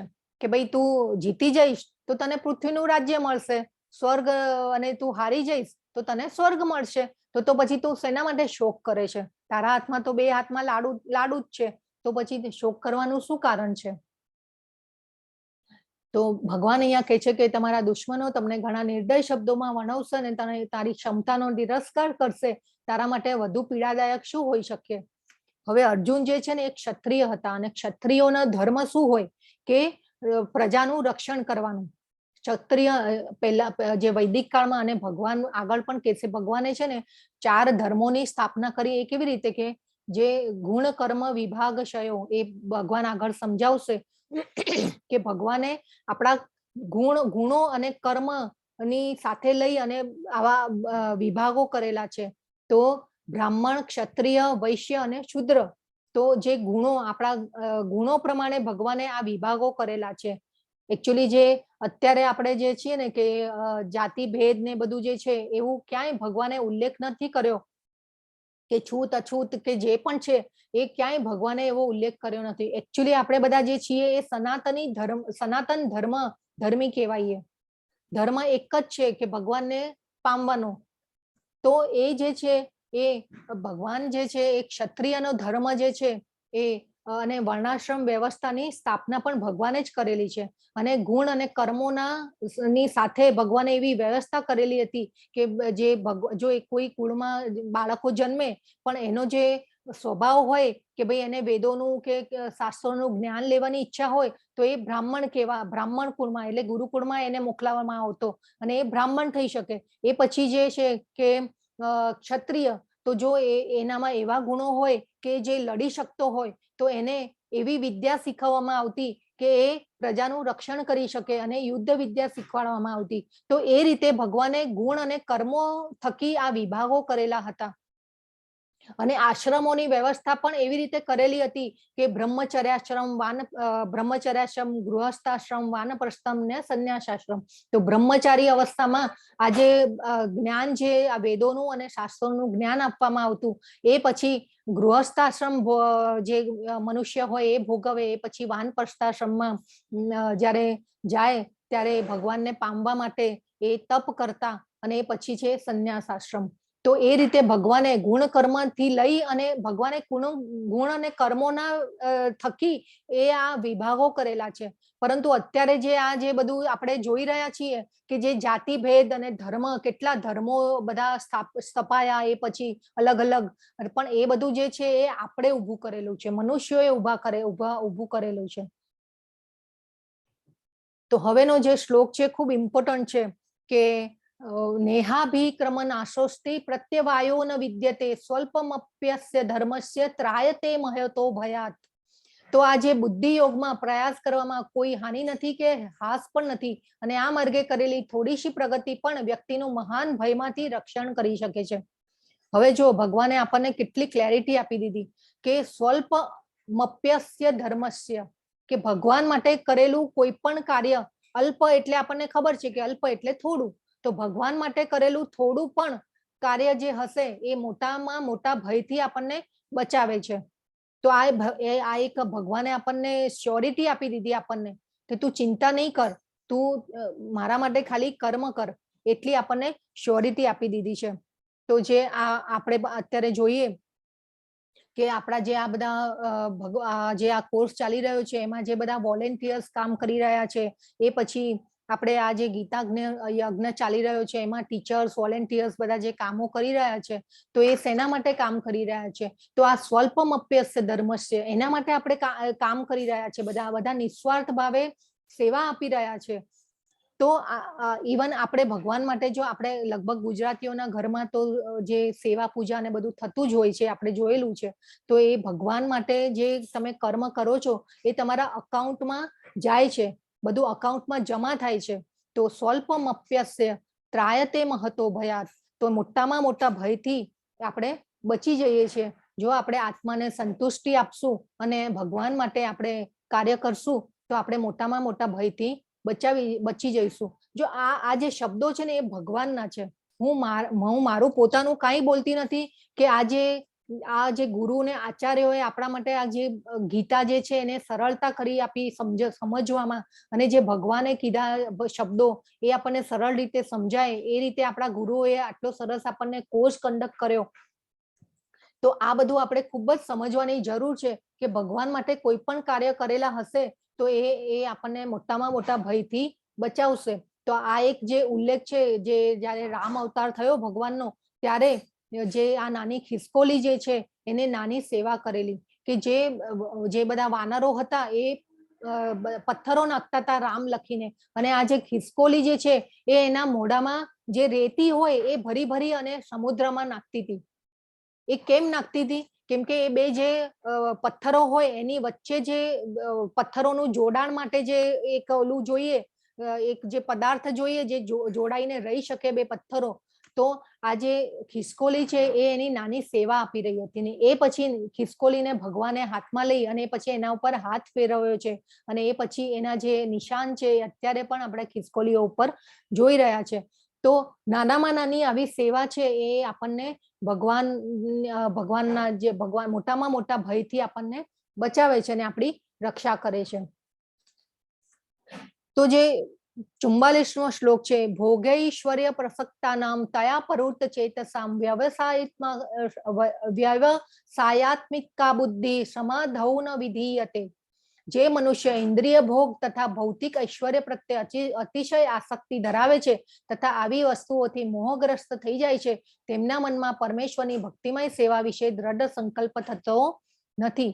ભોગ અને ઐશ્વર્ય પ્રસક્તા નામ, ભગવાને કીધું કે જે આ ચકાચૌંધમાં જે આપણે હંમેશા ભરમાયેલા રહીશું તો આપણે ભગવાન તરફ મન લગાવી નહીં શકીએ. ઇન્દ્રિય ભોગો આપણે પહેલા પણ જોયું, આત્મા જે છે બ્રહ્મ પરમાત્મા અને ભગવાનની વ્યાખ્યામાં આપણે જોયું કે આપણે શરીર માટે કામ કરીએ છીએ.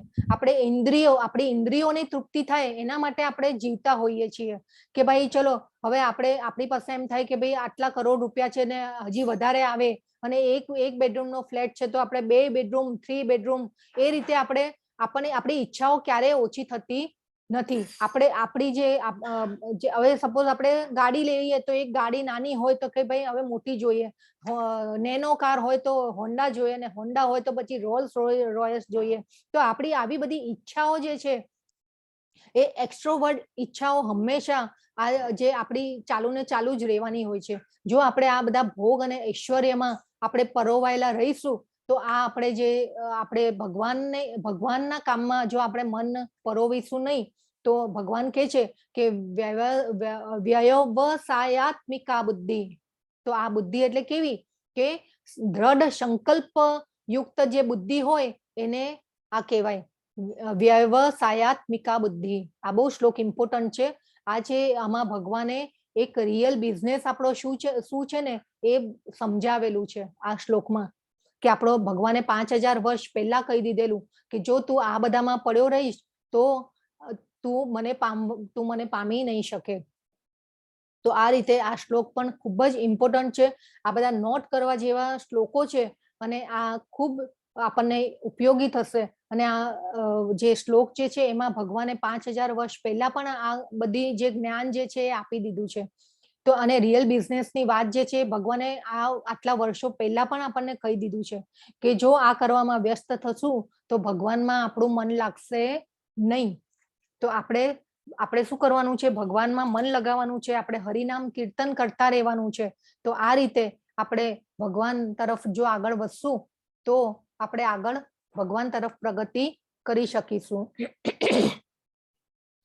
તો ભગવાન કહે છે ત્રૈગુણ્ય વિષયા વેદા નિસ્ત્રૈગુણ્યો ભવાર્જુન નિર્દ્વંદ્વો નિત્ય સત્વસ્થો નિર્યોગ્ય ક્ષેમ આત્મવાન. વેદોમાં મુખ્યત્વે ભૌતિક પ્રકૃતિના 3 ગુણોનું વર્ણન થયું છે. હે અર્જુન, આ 3 ગુણોથી પર થા, સર્વ દ્વંદ્વોથી તેમજ લાભ તથા સુરક્ષાની બધી ચિંતાઓથી રહિત થઈ આત્મપરાયણ થા. તો ભગવાન અહીંયા કહે છે, હવે આપણને ઘણીવાર એમ થાય કે ભાઈ આત્મપરાયણ થવાનું ને ખાલી શું ભગવાનની ભક્તિ જ કરવાની, આપણે મહેનત નહીં કરવાની, આપણે જીવવા માટે કે શરીર માટે આપણે મહેનત નહીં કરવાની. ભગવાન કહે છે કે તું તને જે પણ ડ્યુટીમાં મૂકેલો છે એ તું તારી ડ્યુટી કર, પરંતુ સાથે તું મને મારી ભક્તિ કર અને મને પણ ભજ, તો તું મને પામી શકીશ. તો ભગવાન એવું નથી કહેતા કે તું મને બધું છોડી અને તું નીકળી જા અને ખાલી મને પામ, એવું નથી કીધું ભગવાને. ભગવાને કીધું છે આ 3 ગુણોથી પર થા. તો આપણે આ જે ભૌતિક પ્રકૃતિના જે 3 ગુણો છે સત્વ, રજસ અને તમસ, એમાંથી આપણે ઉપર આવવાનું છે. અને એકચ્યુઅલી તો શુદ્ધ સત્વ હોય, એકચ્યુઅલી આપણે રજસ અને તમસ માંથી સત્વ ગુણમાં આવવાનું છે પહેલા તો, અને ભગવાનની ભક્તિમાં આગળ આવવાનું છે. અને એ સત્વ ગુણ પછી પણ શુદ્ધ સત્વ હોય. તો આ આપણે પ્રકૃતિના ગુણોનો આખો અધ્યાય ભગવાને એના માટે લીધો છે કહેવા માટે. તો એ આપણે આગળ સમજીશું. પરંતુ આપણને એમ થાય કે ભાઈ હું મારી બુદ્ધિથી પૈસા કમાયો, આપણને મેં આ કર્યું, મેં પેલું કર્યું, પરંતુ એવરીથિંગ ઇઝ પ્લાન્ડ. ભગવાને આપણને અહીંયા મોકલ્યા છે.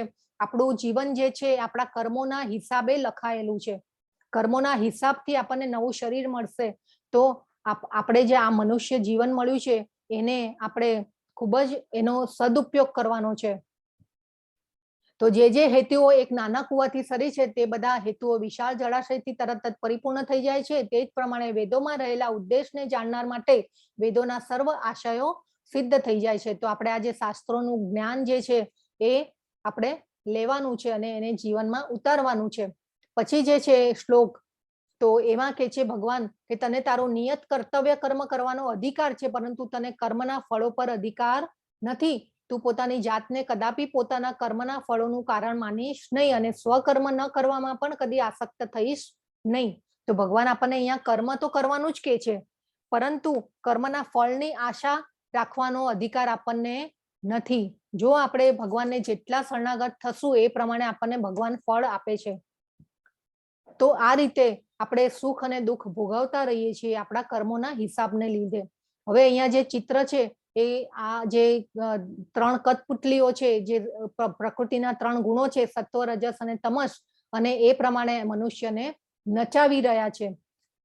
તો આપણે પ્રકૃતિના 3 ગુણોથી બદ્ધ થયેલા છીએ અને એ પ્રમાણે આપણે 3 ગુણો, આપણે જેવા ગુણોમાં હોઈએ, આપણે જો રજો ગુણમાં હોઈએ તો એ પ્રમાણે કર્મ કરતા હોય, તમો ગુણમાં હોઈએ તો એ પ્રમાણે, સત્વ હોય તો સત્વમાં કર્મ કરતા હોઈએ છીએ અને એ પ્રમાણે આપણે બદ્ધ થતા હોઈએ છીએ.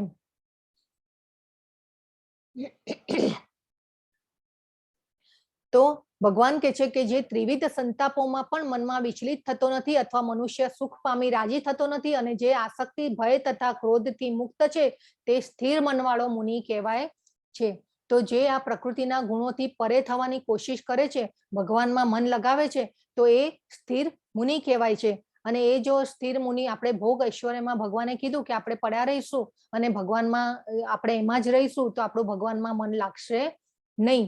અને સ્થિર મુનિ કોને કહેવાય? કે જે ભગવાનમાં આસક્તિ લગાવે એને સ્થિર મુનિ કીધો છે.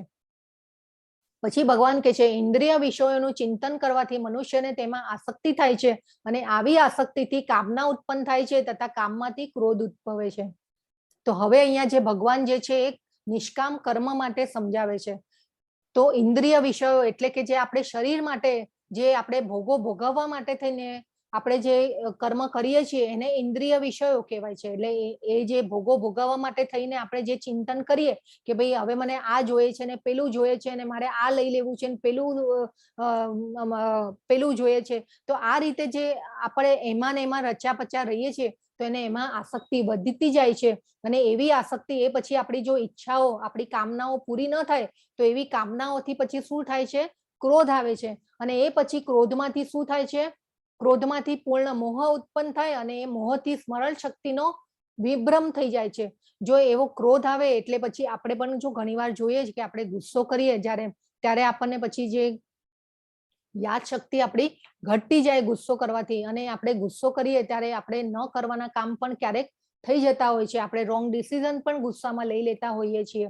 તો એ રીતે આપણને ભગવાન કહી રહ્યા છીએ કે જો તું આવી ઇન્દ્રિય વિષયોમાં તું આગળ વધતો રહીશ તો એ પછી જો તારી ઈચ્છાઓ પૂરી ન થાય આપણી તો એ પછી આપણને ક્રોધ ઉત્પન્ન થાય. ક્રોધમાં એટલે આખું આ જે ચક્ર જે છે એ ભગવાને બતાવ્યું છે. અને આ ચક્ર દ્વારા આપણને ભગવાન કહે છે કે જો સ્મરણ શક્તિ નહીં રહે તો એ બુદ્ધિ પણ નષ્ટ થાય છે. અને બુદ્ધિ નષ્ટ થવાથી મનુષ્ય સંસાર કૂપમાં પુનઃ પતન પામે છે.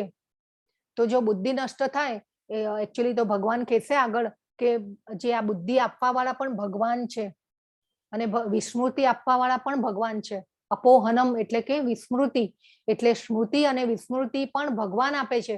અને જો બુદ્ધિ નષ્ટ થાય તો આપણું સંસાર કૂપમાં પુનઃ પતન એટલે કે આપણું આધ્યાત્મિક રીતે પણ પતન થાય છે. જો આપણે ભગવાનમાં મન લગાવશું તો આ બધામાંથી આપણે પરે થશું અને એ પછી આપણે જે સંસારમાં જે પતન થાય છે એ આપણું આધ્યાત્મિક લેવલમાં પણ આપણે ઊંચે જઈશું. અને આ કામ એટલે ઈચ્છાઓ અને સકામ એટલે કે જે ઈચ્છાઓ જે ફળની ઈચ્છા સાથે આપણે જે કર્મો કરેલા હોય એને સકામ કર્મ કહેવાય. અને નિષ્કામ કર્મ આપણે કાલના અધ્યાયમાં બધું સમજીશું કર્મના પ્રકારો. તો આજે નિષ્કામ કર્મ માટે ભગવાન સમજાવે છે આપણને. તો આ બધા જે કર્મો જે છે અને આપણે આ રીતે આપણે કામ અને ઈચ્છાઓમાં જ રચ્યા પચ્યા રહીશું તો આપણને ભગવાન આપણું પતન થશે અને આધ્યાત્મિકતા તરફ આપણે આગળ વધી શકીશું નહીં.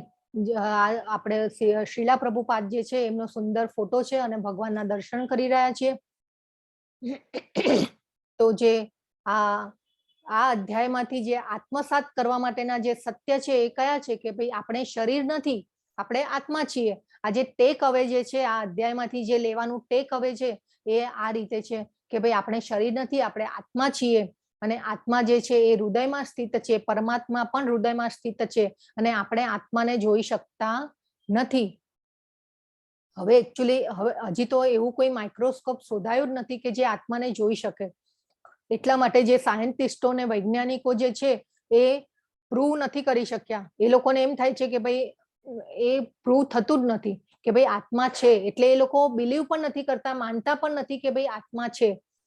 અને એ આત્મા જે છે એ વાળ જે છે, વાળની જે ટીપ છે, એક વાળ ઉપાડીએ આપણા માથાનો એક વાળ લઈએ અને એ વાળની જે ટીપ છે એનો જે 10,000મો ભાગ હોય એ એટલું એનું કદ છે. તો આપણું જે કદ જે છે મને એમ થાય કે હું 5.5 કે 6 ફૂટની હું સ્ત્રી છું, પણ નહીં, મારું કદ છે આ એક વાળની જે ટીપ છે એનો 10,000મો જે ભાગ છે એટલું મારું કદ છે. તો આ રીતે એક આપણે સમજવાનું છે.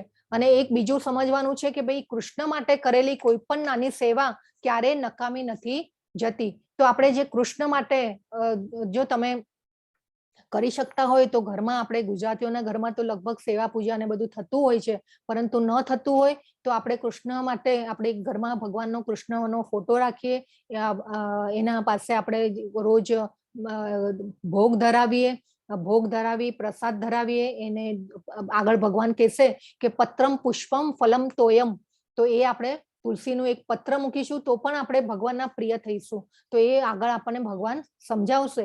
તો ભગવાનની સેવા પૂજા કરવી જોઈએ, ભગવાન માટે થઈને કર્મ કરવું જોઈએ, હરિનામ જાપ કરવા જોઈએ. જે નામ જાપના જે ફાયદા છે એ પણ આગળ આપણે સમજીશું. તો આ રીતે જે ટેક અવે જે છે આ અધ્યાયમાંથી એ આપણે અહીંયા લેવાનો છે.